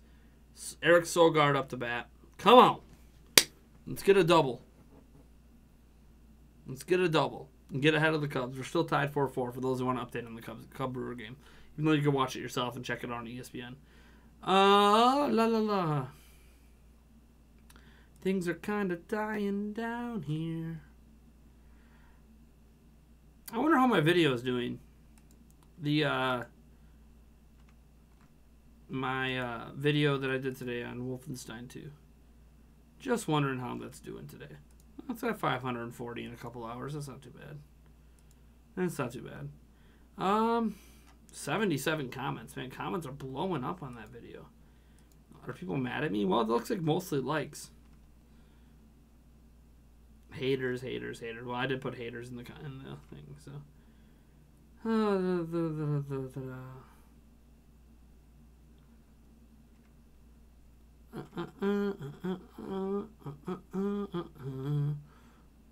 Lord of Dragon 555 said I deserve more subscribers. Oh, there was a walk. Now its base is loaded, Brewers.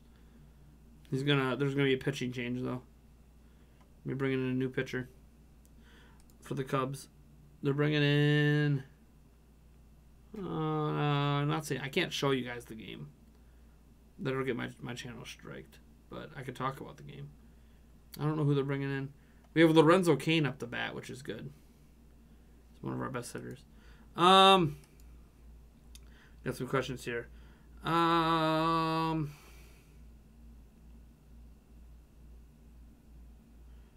see here.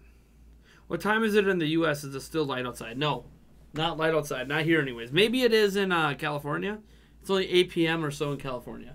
It is 10 p.m. where I am. It is definitely dark outside. I'm like looking outside right now, right out my window in my office. It's dark outside. Could somebody donate $75 so a Nintendo Prime? Oh, okay. If someone gives $75, I'll play some Minecraft. I probably can't play it today because I don't have the money in my account, but I'll play it in a future stream. But you think it would be hilarious, especially since I hate Minecraft. I don't hate Minecraft. I just dislike Minecraft. It's just not the game for me, right? Like I have nothing against Minecraft. My daughter plays Minecraft. But yeah, $75. If you really want me to do it, that's on you, man. People aren't gonna be like, yeah, let me just give him $75 so he plays Minecraft.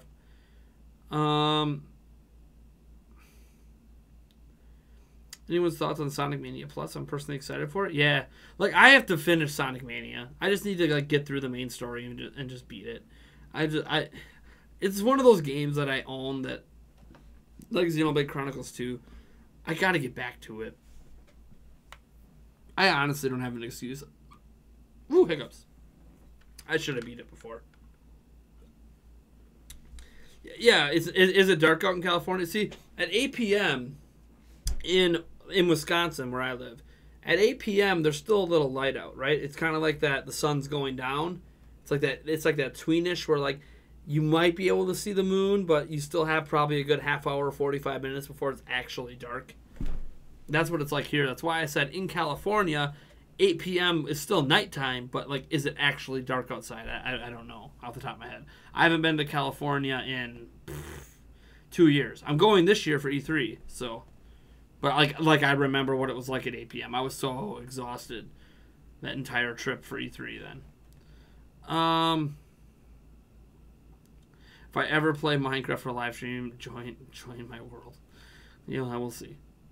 We shall see. I probably won't even get far enough to join a world because I'll just be so bored. It's weird that I say bored. Like I love Legos and it's just like Legos that are interactive. You're getting Xenoblade tomorrow, Seahawks. Heck yeah. Xenoblade. I hope you enjoy. I really hope you do. I think what I have played so far of Xenoblade Chronicles 2 is amazing. I feel so bad that it's a JRPG, so I'm trying to find every week I'm trying to find that moment where I have 5 hours to play. And you might argue, oh, you're live streaming tonight. If you took a night off of live streaming, you could but I don't want to. But this is my job, right? And then oh, just live stream Xenoblade Chronicles 2 for 5 hours. Yeah, but we don't get a lot of views. I've live streamed Xenoblade Chronicles 2 before. We don't get a lot of views. And I kind of want a more personal experience with that game, if it makes sense. More than a live stream experience. Maybe when I get further in the game, I won't mind live streaming it more. But let me see. Minecraft boys, jeez. Oh, you Minecraft boys. Just like the people who have been trying to get me to play Dragon Quest Builders. There's a contingency of fans that have been just get him to download the demo and play. Do you think that if Sega combined the parkour formula from Sonic Lost World and boost formula from Sonic Colors into one formula would be good? No. I feel like it kind of works in contrast with each other. I don't even consider things aren't really parkour in Sonic Lost World. It's more Mario Galaxy-esque. It's more 3D platforming than parkour. And if you add the Sonic Colors boost stuff, I just think it kind of throws that off. I think Sonic Lost World is amazing, as is. There's just a few levels that are poorly designed that kind of take down the whole game. Because you have to play them. You can't skip those bad levels. You can't just only play the good ones. So,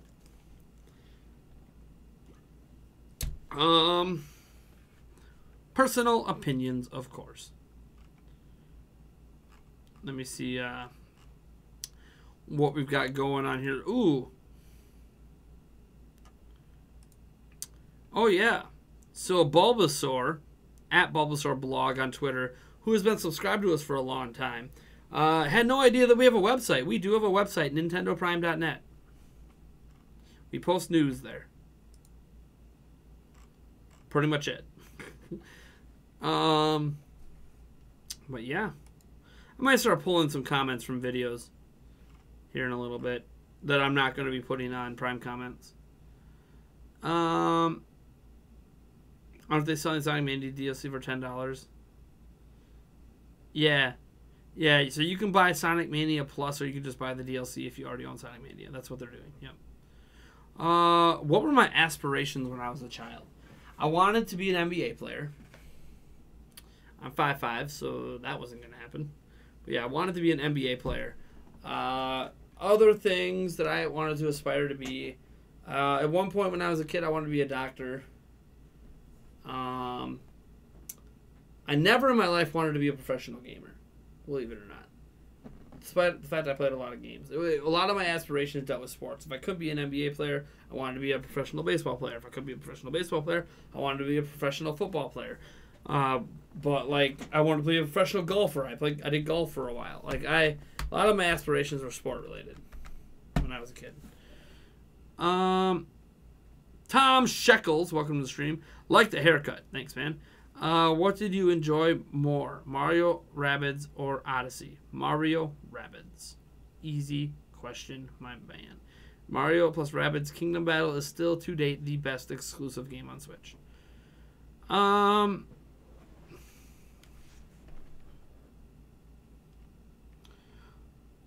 Follow up to my last comment. If they had the right people to make the game and make the parkour system adjust to boosting, great. Yeah, whatever. I don't want to see it happen, but you could see if you want to see it happen. All right. I mean, I'll probably give it a chance. I still play Sonic games, although I have not played Sonic Forces yet. I actually heard it's not as bad as people make it out to be. I just haven't had a chance to play it yet. One of my aspirations was to be a cop until I saw the ugly side of them. I'm studying to be a park ranger. Well, I mean, here's the thing. Like, the ugly side of being a cop, it's like... I mean, being a cop is hard, man. You don't have to be a bad cop. You don't have to be racist. You don't have... Like... Cops get a lot of attention because they're in a position of power. But, like, let's not pretend that the issues with cops are new. Like, new to people. Cops are people. So the issues you see with, like, racism or overextending violence or faking evidence, it's because people are liars. People always want to do anything they can to get ahead in life, even if it involves cheating the system. People are racist. Like, this isn't exclusive to cops. This is society. So it's like, yeah, of course there's racist cops. Of course there's cheating cops and lying cops. Because there's racist, cheating, and lying people. In every profession. Literally exist in all professions. It's not just police. Just police get the attention because of the authority position they're in. But politicians are just the same. Your teachers are the same. There are priests that are the same thing. It's just like this exists everywhere. So like park rangers, the same thing. There are some that are racist. There are some that abuse their power. There are some that cheat to get ahead. You just don't hear about it because people don't consider park rangers to be like a position of authority. Anyone going on vacation this spring or summer? No, I got the E3 trip, so I'm not going anywhere this summer besides that. I kind of figured you're from California since you were commenting on California, Hansel Dude. Why is Mario plus Rabbids the best Switch exclusive?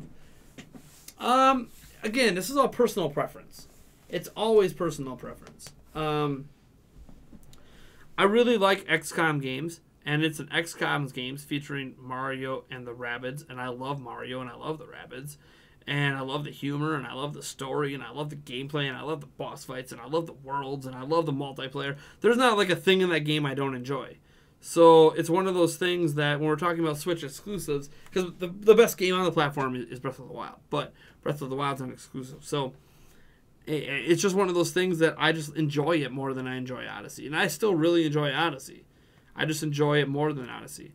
I enjoy it more than Fire Emblem Warriors and Splatoon 2 and ARMS. Even though I play some of those games more than I play because like Mario plus Rabbids Kingdom Battle isn't a game that I feel like I need. Like I'm satisfied, right? Like I'm fully satisfied. I don't need to keep playing it. Like Splatoon 2, obviously you're going to have more hours than that. It's multiplayer. But yeah, that's just the way I feel.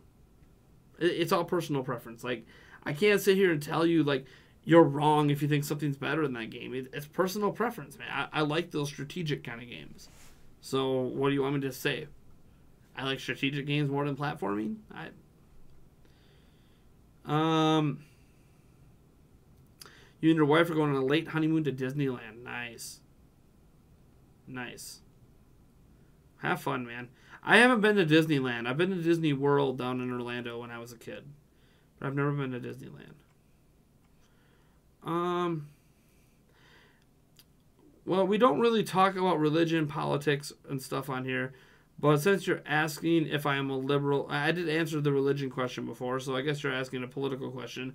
Am I liberal, Democrat, Republican, conservatives, feminists, etc.? I mean, like, what party are you in the politics? I'm not a party.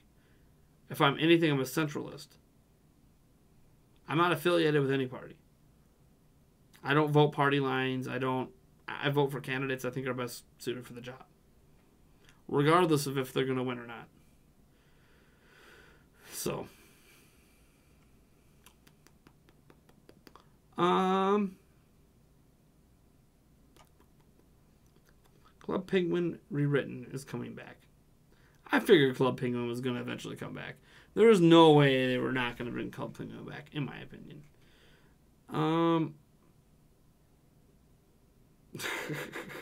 They compared Donkey Kong's nose to the original. That's funny. That's something you should put in Prime News. What, the Club Penguin Rewritten's coming back? Nah, it's alright. I know for some people it's a big deal. For me, it's whatever.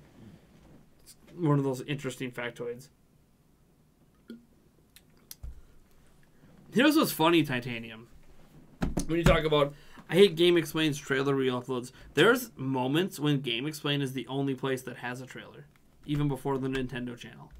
So they're just staying consistent. If they're going to upload those trailers before Nintendo does sometimes, then they're also going to re-upload trailers that Nintendo first uploads. Like, they got to stay consistent. And if they're going to give you some trailers, they're going to give you all the trailers.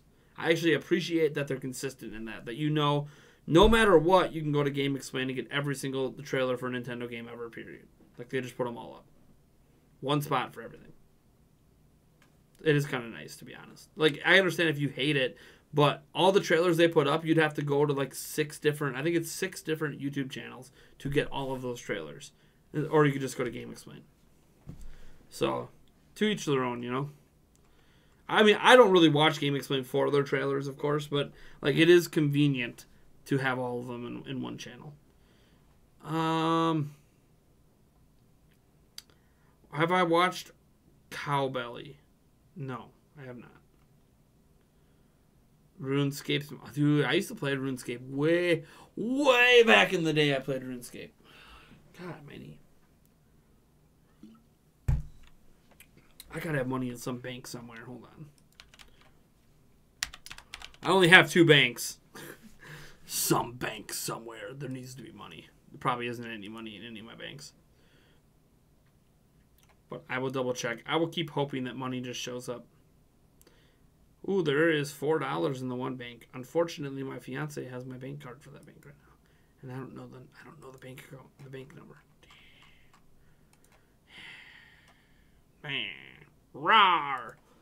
All right. Chat has slowed down, which happens. We should play a game. Let me see if there's a game on Switch I want to play for a little bit that I have. I'm booting up the old Switch right now. Should just be a one click to change my game stream. Change my game stream format, but we'll see. Blah, blah, blah. See if it works. Xenoblade Chronicles 2. That's the last game I was playing. Let's see here. I guess we could play a little bit of... What do I want to play? Maybe a game of NBA. Why not? Why not? Why not play a game of NBA? Ho! Nate now has 650. Well, it doesn't go directly to my bank account, so... it goes to a future payment from YouTube. Edward Norton, thank you so much. Hey, Nate, loved your wolf video. Haters gonna hate. Yeah, dude, man, haters are gonna hate. It is kind of what it is. I always wonder what's the point of making those videos, because it's not gonna stop the haters. But it's a way for me to vent. I view those videos as I get to vent. I get to say what I want to say, have other people see it, and see what they think about it, and be good.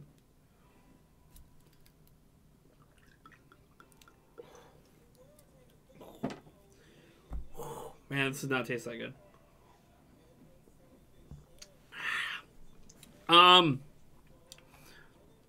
Edward Norton wants to know, have I made, what is it? What do you say? Preparations for E3. Yeah, we have our tickets already. We have, I can show you guys this. I haven't shown you guys this yet. I've actually had this for a couple weeks. Hold on.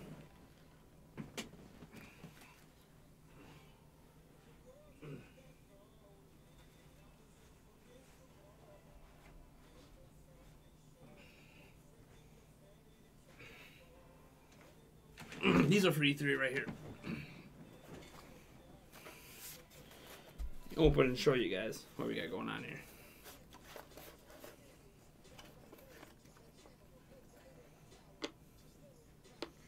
Look at that. Business cards, baby. That's Eric's. He didn't want as many because, you know, I mean, he represents Nintendo Prime, but like I have the big. This is for multiple events, not just E3. Like my fiance's been encouraging me to go to some Comic Cons and stuff, but there's nothing in my area, and there's mine. The exact same design, but with editor-in-chief and then Ruffle Jams. So I got my business cards ready to go. That's to make connections and stuff like that. The hotel, we're not able to go through a partner hotel, so it's going to be a little more expensive because they're all booked up. But, excuse me, we haven't actually booked it yet. We know where we're going, so they're not going to fill up. So we'll be next month, I think. Is when we will finally have the book and flight, the flight and the hotel booked. Yeah, next month is when we're planning to do that. So, but yeah, those were business cards I just showed off. One's for Eric and one's for me. They have email, contact information, and like Twitter and stuff like that. How on earth did you get Switch Force's number? I don't have Switch Forces. Oh, well, my phone number was probably on there. You guys probably just got my phone number. Wait, no, my phone number. No, my phone number's not on there. Nope, it's got the website. It's got my title, my email, and my Twitter. On the back of the ones we're doing, we're gonna put the YouTube channel. We're gonna write them on. Yeah, Eric just says managing editor. Yeah, there's no. No, there's no phone numbers on. There originally was going to be phone numbers, but there isn't. All right, we're going to switch up the stream here. This is not going to be the new format because I'm using the OG OBS. So we're just gonna pop it to here. It really makes me mad that the chat does not work in this OBS. This blank black spot up there in the top right is supposed to be chat. But it is what it is. Maybe if I shut it off and restart it? No. Just doesn't work. It is what it is. What you gonna do? Let me see here. Let's go. We're just gonna play now. Play an online game. Got time to play one or two. Let's see here. Wolfenstein 2 looks surprisingly beautiful. Well, I didn't expect it to look similar to Doom because Doom and Wolfenstein 2 don't actually look the same. So, can I jump in 2K with you for a game or two? Yeah. Sure. Let me back out here. I've had an issue with this sometimes. The play with friends isn't that great. Like if I go to host a game, press to advance, private team up. Well, it doesn't matter. We can select our own teams. I've never had, like, you can go host. I've never had a good time hosting games. If you can get it to work, Zach, I'll gladly join you. I've only ever had it work like twice. I think I played Mark and one other person. But I've had issues trying to play with friends. It's kind of wonky, if I'm being honest, on Switch.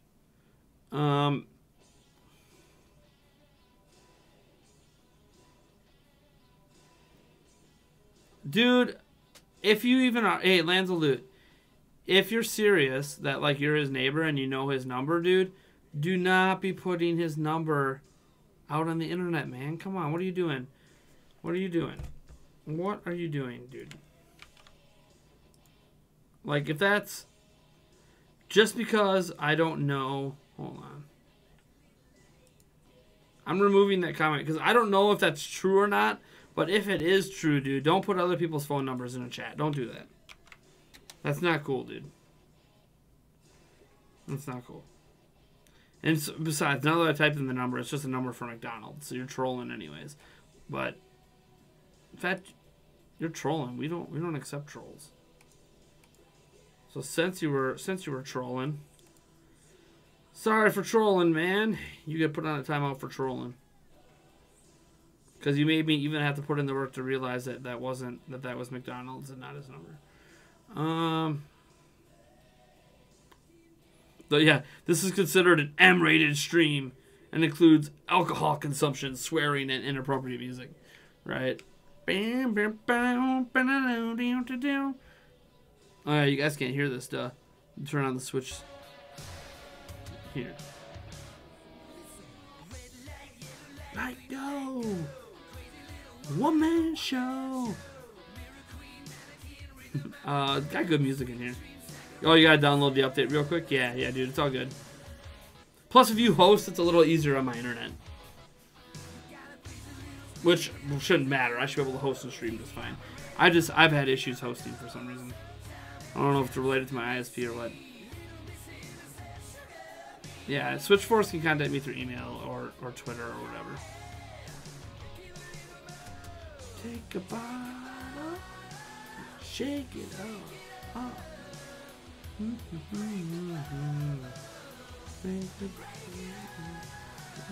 Some sugar on me, in the name of love. Don't fire me up.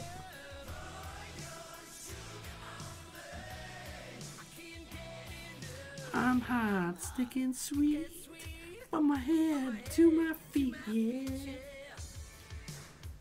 God, I want to dance so bad, but my knee hurts.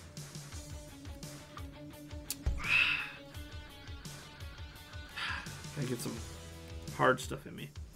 I hit a message by accident yesterday.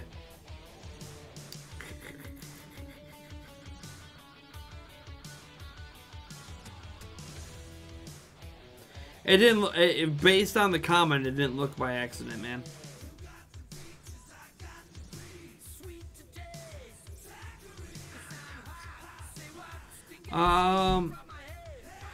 I just want to apologize for the other month. I don't think I ever actually did. What? Oh, you're talking to 15 game. Yeah, see if you have that game loaded up yet. No friends online.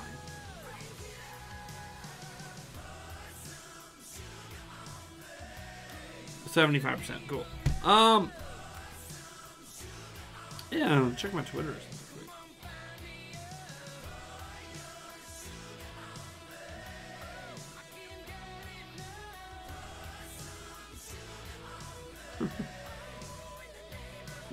Just checking my Twitter feed. I haven't checked it yet today.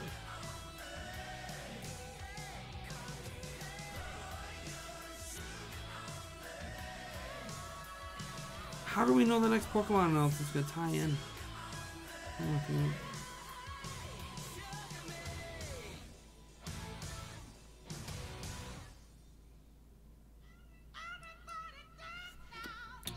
Is there news about the Pokemon stuff that I didn't check today?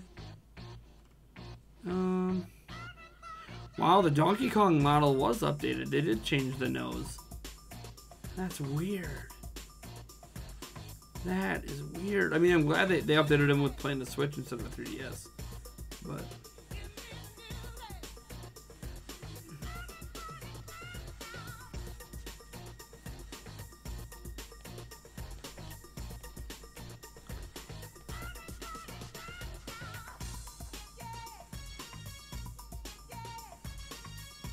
is that some inappropriate music? The Horsecock song is. That gets played at the beginning of the end. Haven't played this game in a month, so you're gonna fucking wreck me. Dude, I don't actually play it that often, so who knows?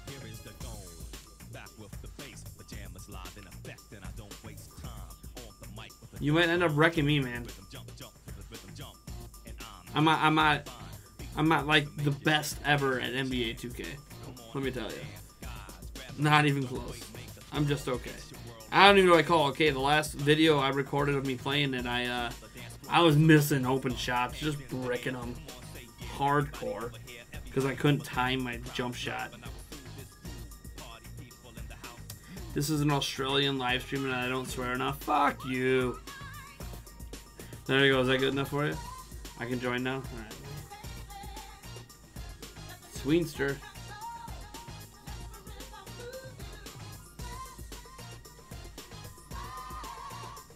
Let's do it.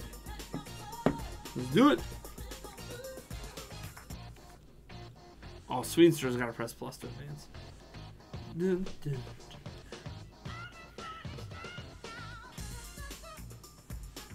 Oh, damn it. Top of ninth, and the Cubs got someone on second. I think they just hit a double. Yeah, they did. Come on, bullpen. The bullpen's been really good this year, but they're due to let up a run, that means. Keep up the good work. I'm loving your content ever since my brother... Yeah, thanks, man. I'm glad he introduced you, and I'm glad you're loving it. Hit the plus button. It says it right on the screen. It says hit... It says Sweenster. Press plus to advance. Press plus to advance. Now, if you think I suck at video games... Dude, you don't know. You don't know. Rookie GameStop. Going to the easiest way to play. I'll say this. If Madden comes to Switch, you guys are going to see some Madden skill. I am legit really good at Madden. Like, really damn good at Madden. And not in the cheese way. Like, a lot of way that people are good at Madden is they cheese it. I actually try to legit run NFL offenses. Let's see here. Bucks, baby.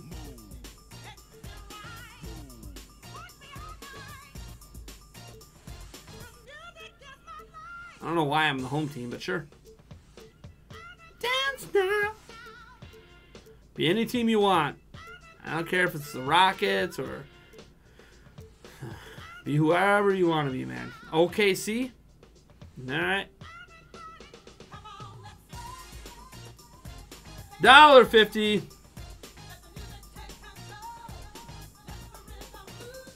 Whoop whoop! It's the sound of the police.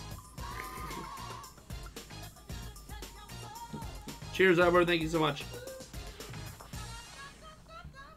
Oh man, I gotta get some better wine. Yeah, dude, Madden. You guys, if Madden comes to Switch, you're gonna see me playing a ton of Madden. I love Madden, man. I gotta change my lineup here, though. I want to win, right? Yeah, I just don't like John Henson. Hey, Undernet, welcome, man. Ooh, our cup's almost full. I just realized. The little tip jar's almost full.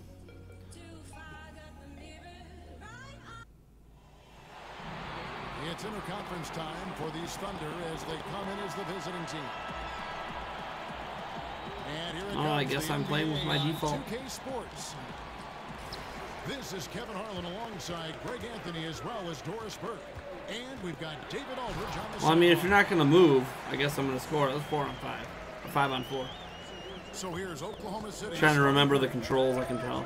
Russell Westbrook out there with Corey Brewer. Then it's Paul George. God. And then there's Steven Adams. And it's Anthony in I'm going to get wrecked. power forward.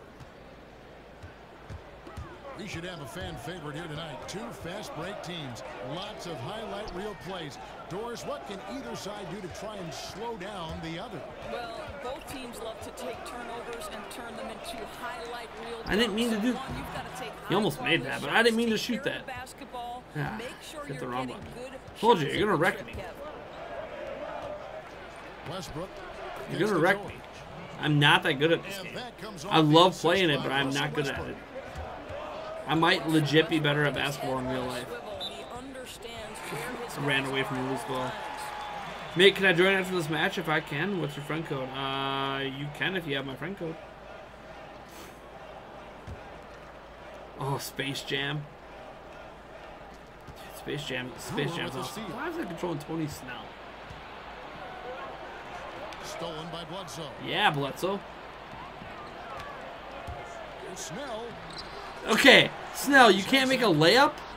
Snell! No good. This is why I don't normally play you, Tony Snell. You play all these minutes, but you don't actually make any shots. The size and the frame of Steven Adams is flat out intimidating. A high percentage scorer around the blocks. Here's Bledsoe. Alright. We gotta stop goofing around. I'm pressing too much. Well, they're simply having trouble getting Oh, their get legs out of underneath here. them, right? They're just 1 for 5 to start things off. They've been struggling here on offense. Yeah, a bit of a dry spell for sure. For 3, Middleton. I don't know why I shot It's that. rebounded by Oklahoma I City. felt like I could make it. I feel the tingle. George passes to Kermit. Get out of here, Mello. Get out of here, Mello.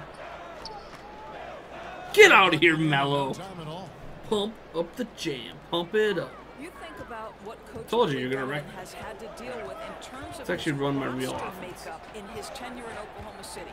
You begin with Kevin. Oh, what Durant was as that, coaching Bledsoe? You're option. supposed to throw it up Then high. You lose both those guys after your first year, and now you add Paul George. Through it all, is that? Billy has been able to keep this team competitive. Yeah, and even with his range, that one might be asking a little too much. Yeah. Knocked him out of bounds. It's every day, bro. My goodness, let's take a better shot next time. It's every day, bro. Jabari Parker's checked in for Tony Snell. And it's Antetokounmpo penetrating. Giannis. Uses the glass. When in doubt, go to your best player. Yeah, I mean, the ball handling and body control for a guy that's Come on. Giannis's height, it's really impressive. Bucks trailed by 5. Here's Middleton. It's Middleton can make a layup. Goes in first of the night. He's 1 It's for every 3 to day, start the bro. game. It's every day, bro. Yeah, another nice bucket down low. They've really been able to work the ball into the post effectively here so far. Now here's Westbrook. Get out of here. And again, Oklahoma City, no good. The Bucks have gotten just 3 of their first 9 shots to go down in this game. Bledsoe dishes to Antetokounmpo. Way off of my timing. No good. That would have tied it. Anthony with it. He's picked up by Parker. Adams' shot is Every good. day I'm And good passing, setting up a lot of these buckets right now, Kevin. That's been every day, the key. every day I I'm think everyone shuffling. expecting Bledsoe to perhaps Giannis force the versus, issue, Paul but he George. keeps his poise and Yeah. finds the open man. The thing is, the Thunder. No, the thing is, so should the Westbrook Bucks. They're just gets not to as good George. as they should be. That's good, and so Westbrook comes up with the assist. Westbrook's got 3 assists now in this one. Oh, this is the kind of start they were hoping for. Get in there. Come on. For 3, I know Bledsoe. you're not much of a three-point shooter, but You come on. miss those, but even the best do on occasion. Anthony kicks to George. The best. Doesn't go that time. The Ah. Bucks go the other way with it. Now 8 seconds separating the 2 clocks. Kept alive. And that one's good. You know what else is classic? The Wii And shot you theme. just Get hate out to of here. give up those second Get out of chance here with points. that. I know there's some people that You love better that be thing. more I'm not one of physical them. on the glass because they wanted that rebound more than them, plain and simple. Here's Oh, Antetokounmpo. Giannis. Dunk that. It's rebounded by Oklahoma City. That's George in. with That's no in. one. Oh. I thought that And was again, going in. Oklahoma City, no good. I thought that was Reached going the end in. of the first quarter. Yes. Another out Yes. in front. The Brewers were able to get out of the night without giving up a We'll run get at the going top. after this from the BM Wow, this is fun. Barclays Center. Yeah, dude, I haven't played against anyone like that I actually know in a long time.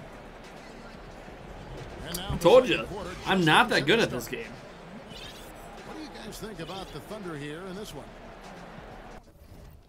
Through that first one, they've turned.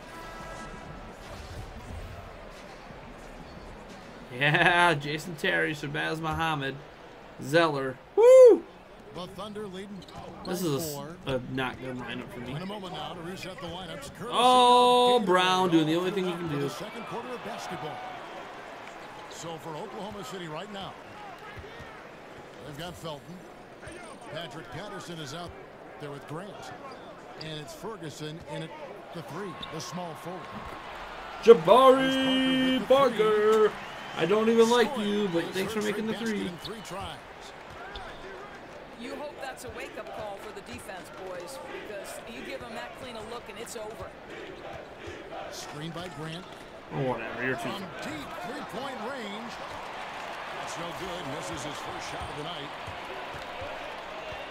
I think, guys, very few teams. Yay! Sterling Brown can make a layup. When it comes to controlling the glass, great rebounders at every position. They're going to fight for boards on both ends of the floor. Grant with a screen on Zelda. Anderson again. Zelda. 5 to shoot. Oh, Oklahoma City with a whatever. rebound. Yes. And stolen by Zelda. Jason Terry. Here's Terry. Here's Parker. Foul. And oh boy, a lot of contact there, but he gets the call and will shoot 2. Yeah, way to play in attack mode and get to the line. Rip The City. Bucks shooting their first shots from the stripe in this game. Yay. And the Thunder and the rebounding finished first in the NBA last season in rebounds per game. And it starts with Russell I thought I had Westbrook, that but steal. everyone on this team is committed to getting anything that comes off that iron. They get a ton of extra chance points because of their offensive rebound. Come on, D. It's really hard Come on, to D. go small and get away with it against Oklahoma City.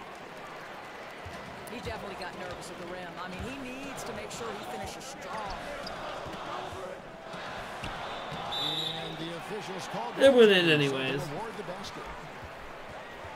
That's a very close Orlando call. Durante Makes it to tossing pull it the out there. block, but looks like it was on the way down. Out left to the wing. To stop the run. Offensive rebound. Patterson. Yeah, Bucks ball, And baby. out of bounds as the Bucks gain possession. Yeah, starters are probably coming back in now. The Bucks making a switch here. Snell's checked in. Bucks leading by 5. There's the dish to Parker.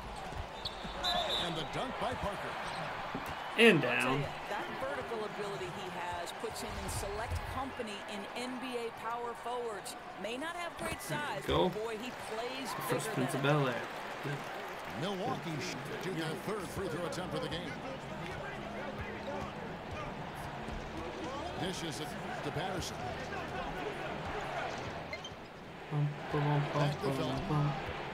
Got a piece of it. And it goes out of bounds. That one's off Parker. Playing with lots of energy here, trying to cause turnovers. All right. You guys can still ask questions, by the way. This is still a Q&A. Just because I'm playing doesn't mean it's not Q&A. And plus, I have to do shots anytime it comes up. Like, literally, I will not pause the game. Nice ball movement by Milwaukee. Round the basket to Parker.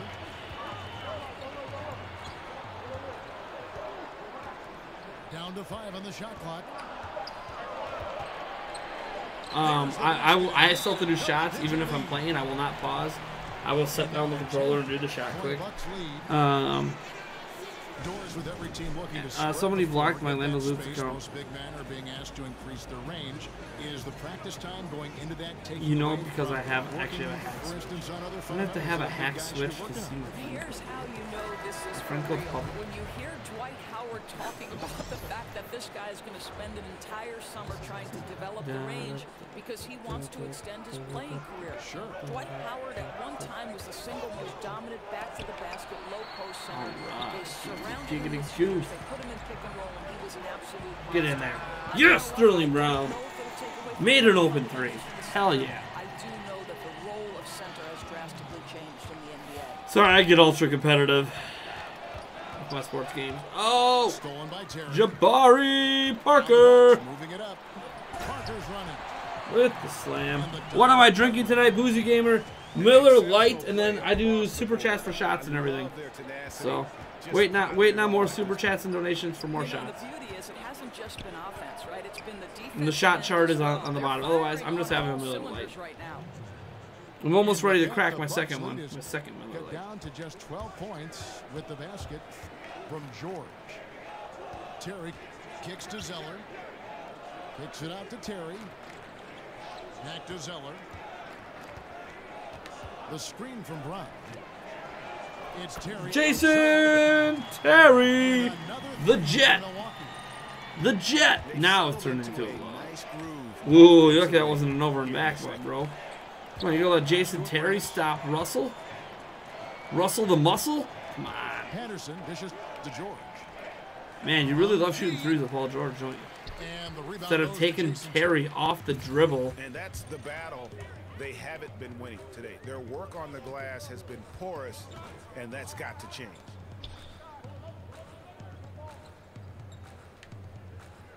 From deep three-point I waited way range. too long to shoot that. And it's Should have shot Terry that sooner again when you missing. left me wide open. Thunder trailing by 15. Kicks it to Patterson. And stolen by Zeller. Milwaukee, another fast break opportunity here. There's the triple. Ah, Terry, I screwed that up. I didn't let go soon enough. No doubt he's struggling right now from the field. Let's see if he can get it going this quarter. George, that's a two-pointer. The kick out to Westbrook. And Hey! Oklahoma City. And so it's Jabari Parker making things happen for Milwaukee. He totaled 14 points in the quarter. He's What getting did you them think all the the Packers offense will they do need next right now. season?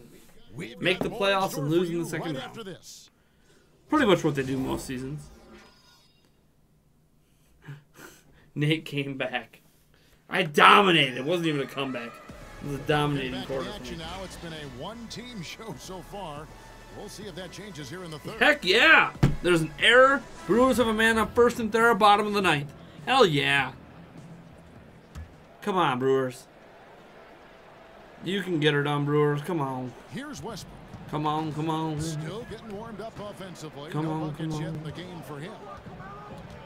Steven Adams is a And a beast. big story for the Bucks team is that I wish they we are had Steven slated to Adams on the play Bucks. their last season here at the He's the kind of BMO center we're missing. Harris Bradley Center, and then starting in 2018, they'll be playing next door at what should be a beautiful complex. Yeah, and it was part of the plan to keep the Bucks happy and playing here. I don't know, Zach, if you're doing it. You should hit, when you're looking to pass, you should hit the left bumper. It brings up these icons.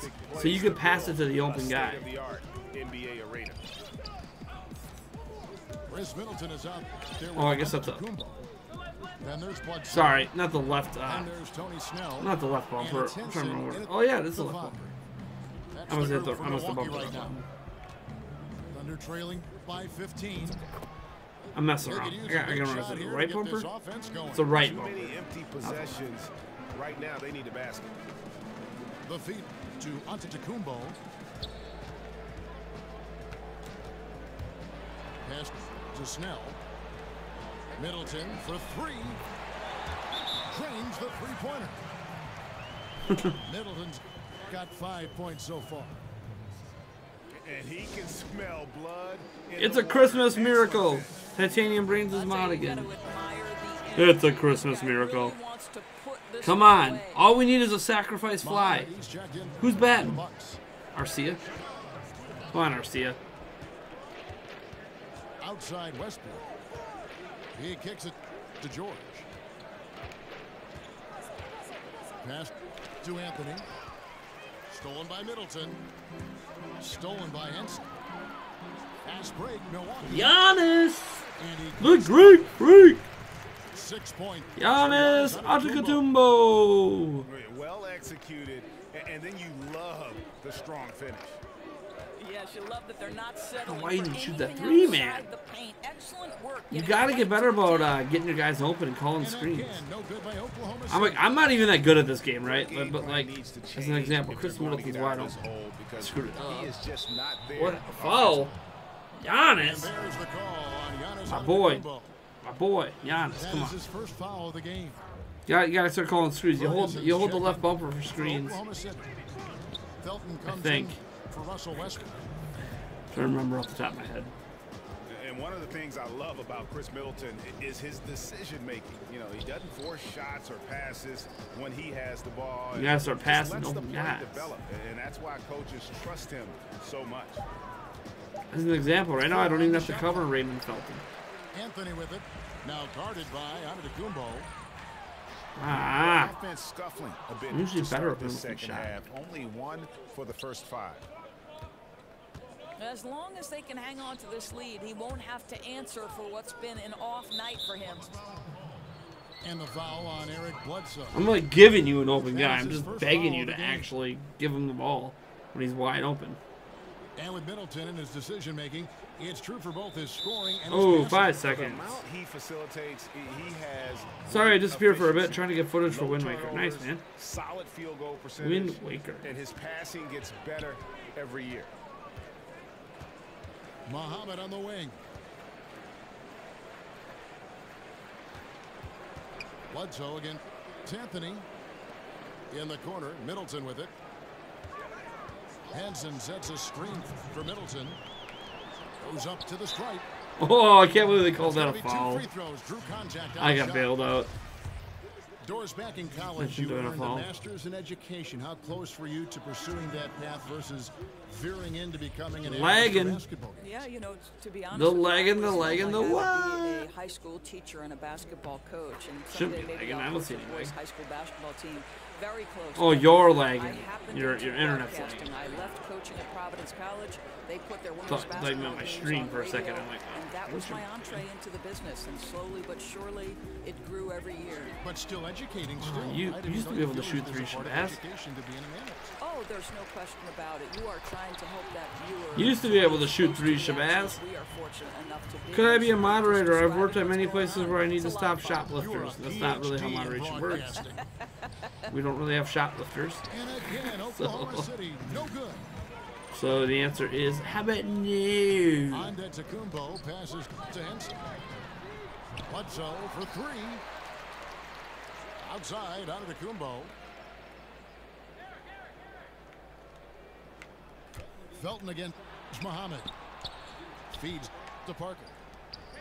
Giannis? Yeah! Giannis with the 3. In the tray.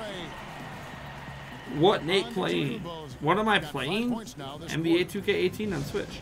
The ball movement on this run has been fantastic. Anyone else and it's excited for been- Splatfest, right? Splatfest is like happening in 2 minutes, I think. And some changes here Maybe for I the can go Bucks. play some Splatfest Zeller, he's checked in for Henson. after this game. Brown comes in for Shabazz Muhammad. Backcourt violation. It's Terrian for Eric Bledsoe. And So you it's get for making a also move at for half court for Oklahoma no City. reason. Abrinas is checked in.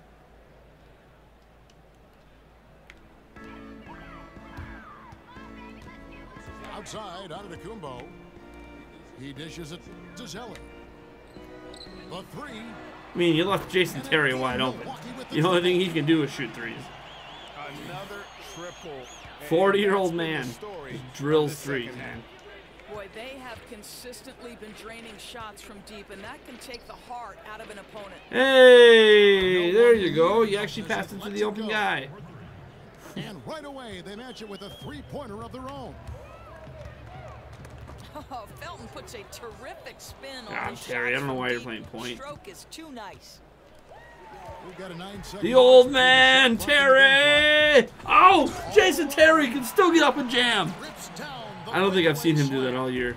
I don't think Jason Terry can actually still Play jam in real sums life. up what we've seen If I'm being honest. Tonight, just simply being outplayed both sides of the ball. Smart basketball defensively, turning into easy points. Outside Terry. Oh, how did you not get to that? You had position. Adams has got 4 rebounds now Do tonight. you believe in miracles when you believe? Oh, no, and And the at quarter the was end so of the soon. third quarter, a huge lead in this one may Team already have been sweet. decided. Team The soccer. Bucks on top. They Baseball. finish Game. off the third quarter. The Bucks with a win, or the massive Brewers win. 16. I didn't even notice. Because I was too busy playing NBA. I'm Okay, gonna load back up with quarter the action score starting tracker up in here. What has been a one-sided show.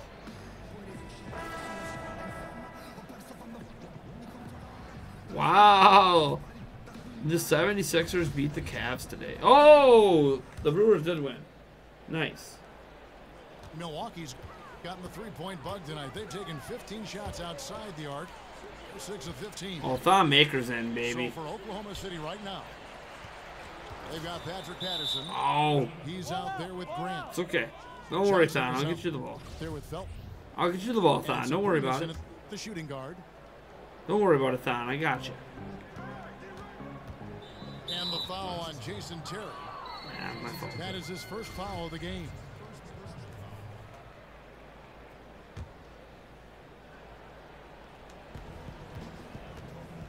You know, the thing is, Don, they've never once played you at power Trying to forward. come back, Kevin, and you can't afford too many mistakes. His 4th turnover hampering their efforts. There's the foul. It's on Patrick Patterson. Nick, you do some normal private battles in Splatoon 2? Probably not, because if I do play Splatoon 2, it's because of it being Splatfest.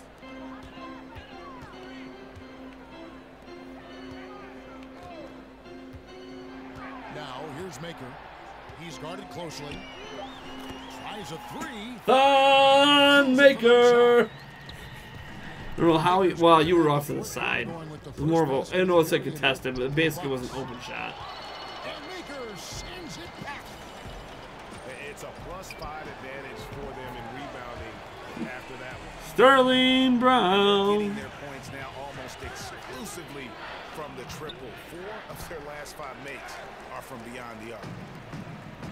Affecting the shot in a big way there. Excellent defense. Well, you talk about getting into the space of the shooter. This is how you defend the paint. Off the pick. Yeah, fine. Got the roll for the 2. And it's been about that execution offensively. I mean, they have been superb. There's no doubt. They're making all the right moves. Their chemistry tonight has been phenomenal. Oh, couldn't keep the momentum, Snell. God, you suck. Thunder have gone 0-3 to You start suck. the fourth You quarter. suck. You really suck. Oh! Don with the block. And here comes Brown, leading the fast break. Maker dishes to Terry. Wide open. Jason Terry. And guys, you'd have to say this run really triggered by their transition offense. Johnson left side. And stolen by Zelda. There's Maker. Oh, And a miss there on the I triple. gotta rush that throw. And you know what? Sometimes there's a reason why you're open. Maybe not the shot you should take. Yay, layup. And the shot is good from Johnson.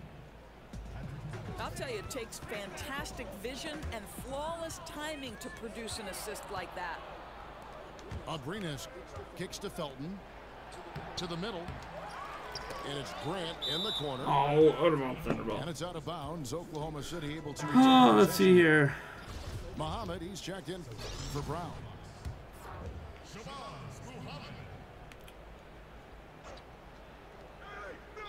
Unable to 5 get the ball in seconds supposed to be bounds. They flagging, I'm get guessing. called for the 5-second violation. Boom, boom, boom, boom, boom. And it's the Bucks ball. Stringing it together. They've got an 11-2 run going. Patterson bringing the double. Maker passes to Snell. There's the foul. Oh. It's on Patrick Patterson. Patterson It'll be his second foul at the game. just jacking them in the The face. Bucks making a switch here. Jennings is checked in. Brandon Jennings. Ferguson's checked in for Oklahoma City. Oh, Jennings. They grabbed their own miss. Jennings, your shot is too quick. opportunity. Deep two Your from shot is too quick, Jennings. Jennings. Don't can't worry, get Jennings. that You're one. gonna score. It's gonna happen. You just have such a fast shot. Here's Grant. Zeller grabs the board. He does the hard part, gets through the defense all the way to the rim. I thought the finish Well, would be the easy Thought I one. was gonna get a layup, Jennings. Doors with every team now having shooters who can space the floor is such an important part of their offense. Who are some of the best players at taking advantage of that with the dribble drive? Don't worry, Well, there's Jennings. certain guys I got who you, sit bro. there and say, there's no way I I'd got ever you, want to bro. be a lone defender in transition. I got you, trying Brandon to deal Jennings. With the ferocity of a Russell Westbrook drive, the absolute majesty of Kyrie Irving's handle, the combination of strength and athleticism of LeBron James. I just want to tell those defenders, you better step back, boys, and get out of the way. You know, you make such a great point. As much as I admire the Damn it. three-point shooting, as You're gonna score, Jennings. Jennings. Come on. Majesty of LeBron. My only goal the is dribbling that you ability score. of Kyrie Irving to me is absolutely jaw-dropping. This guy does not have explosive athleticism. It's a product of clearly somebody who has always had the basketball. Hey, Brandon. No, you cannot be moderator. You do not ask to be moderator. That's not how it works. Sorry, man. Crushing blowout, big time dominance, and this will go in the record books as a gaudy win for the Bucks. Nice.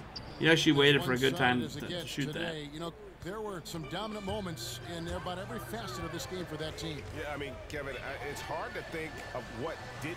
That was a really bad pass, Jennings. Game planning That's because by I the didn't coaches, direct the pass to go anywhere by the specific. players, everything was just on Oh target. no, he's on a run. And one of the key components to this victory, if not the biggest, was the incredible performance for Parker. Boy, we got to see this guy's full range of Zeller! ability. He scored Zeller! opportunity And in one. every way imaginable. Tyler He's Zeller. fouled on the shot. One free throw coming up. And saving their best for last. Tremendous run here to seal the win. You know, this is exactly how you put teams away. Late game execution leads to a tremendous win. Ferguson misses. Come on, Tony Snell. Can you make a shot, Tony Snell? Again. God, you suck. Get off the team. Being overpaid, man. I tell you what, the energy. You pay like 30 minutes a night and you don't ever score. Oh, there's no doubt. Oh, I thought you were going to make that at the end. Because of how well their guys have played tonight. So no problem for Well, that's the end of that. Get the win. They won this game Oh, wait, going no. away. They were the Alright, there we go. Now I can quit. Gotta save those stats, baby. Stats. Russell Westbrook with 0 points. Man. I never knew with Bledsoe, though. Probably should have scored with Bledsoe.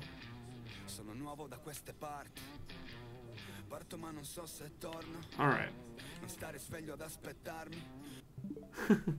It's alright, man. Like, I'm not that good, but you got to do better at passing open guys and doing screens and stuff, but you get used to it the more you play. I was not. I didn't even know how to do a screen when I first started playing. So, guess we'll check out what's going on with Splatfest quick.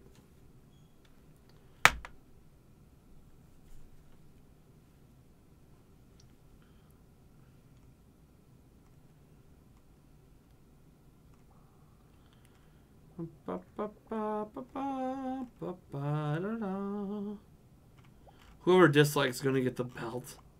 The belt. Come on, it's all right if people dislike my stream. Not the end of the world. The belt. Whoever disliked. Belt time. Oh yeah, look at those. Heck yeah, feeling fresh out there. Baseball, baby. Come on, baseball. My Brewers won, so I gotta get at least one Splatfest match in.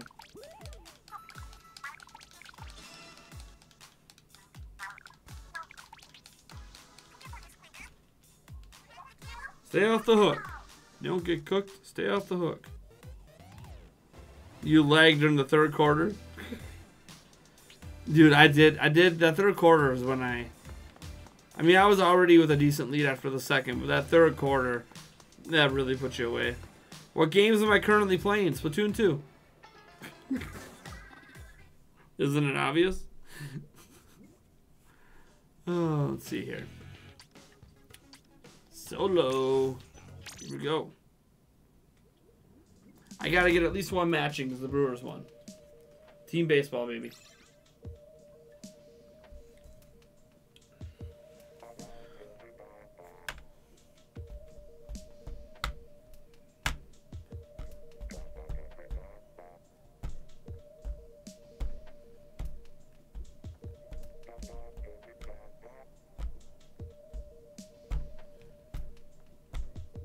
There's not enough people on to play one match?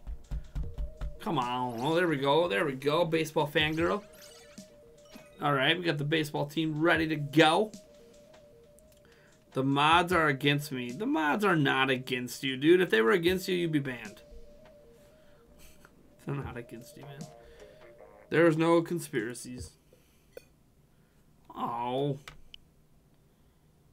That DC on my first attempt to play. Sad days. Let's try again. Their servers are so overloaded. They can't handle the Splatfest.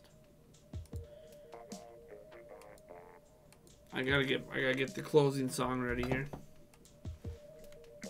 I don't know why my subs have been so high lately. I've been getting like 20 a day. I mean, it's awesome. I'm not complaining.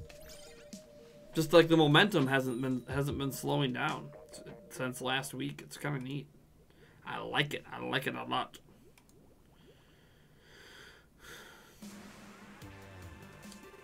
Look at what Titanium Brain said. I don't know. Didn't see. We need more. We've got 3 signatures to start a petition to make it happen. Oh. Yeah, he's just joking around. Don't worry about it. Don't take him too seriously, my bro. Just let it go. Is it 4? It is 4. Hey.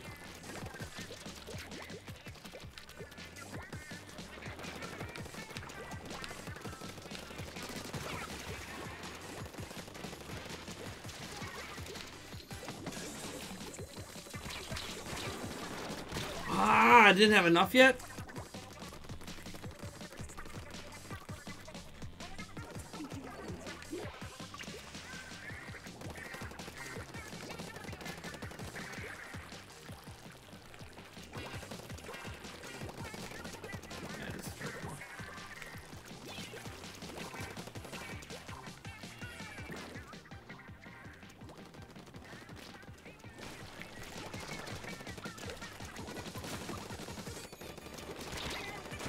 Dang it. I should have popped my special.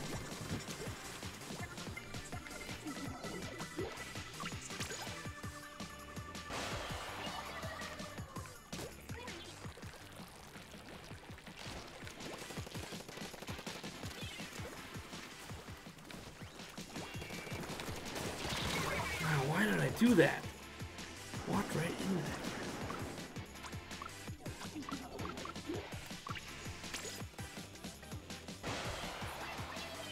Putting Roblox on Switch. Roblox!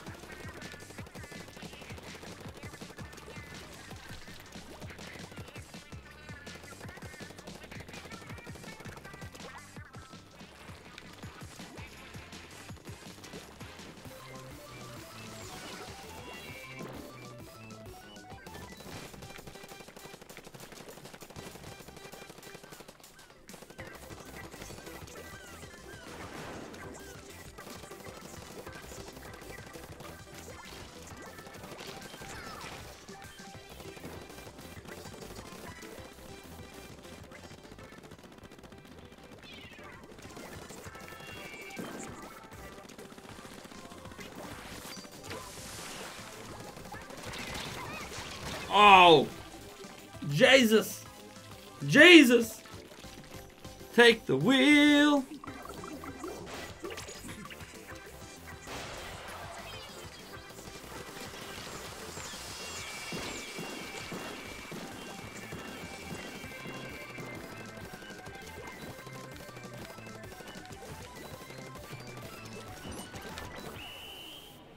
Oh, what do we got? Oh, green might have it. Yeah! All right. Well, that's going to do it for tonight's stream. Thank you guys so much for tuning in. It's been awesome. It's been real. It's been Miller Lite up in here. Didn't get enough alcohol in me to take care of my knee, but it's life. It's life. It's kind of one of a low stream tonight for revenue, but it is all good. Thank you guys so much for your support. Thanks for coming to our Q&A. Thank you, Zach, for that match in NBA 2K. Thank you, everyone. I am out of here. Peace. Or I'm eventually out of here.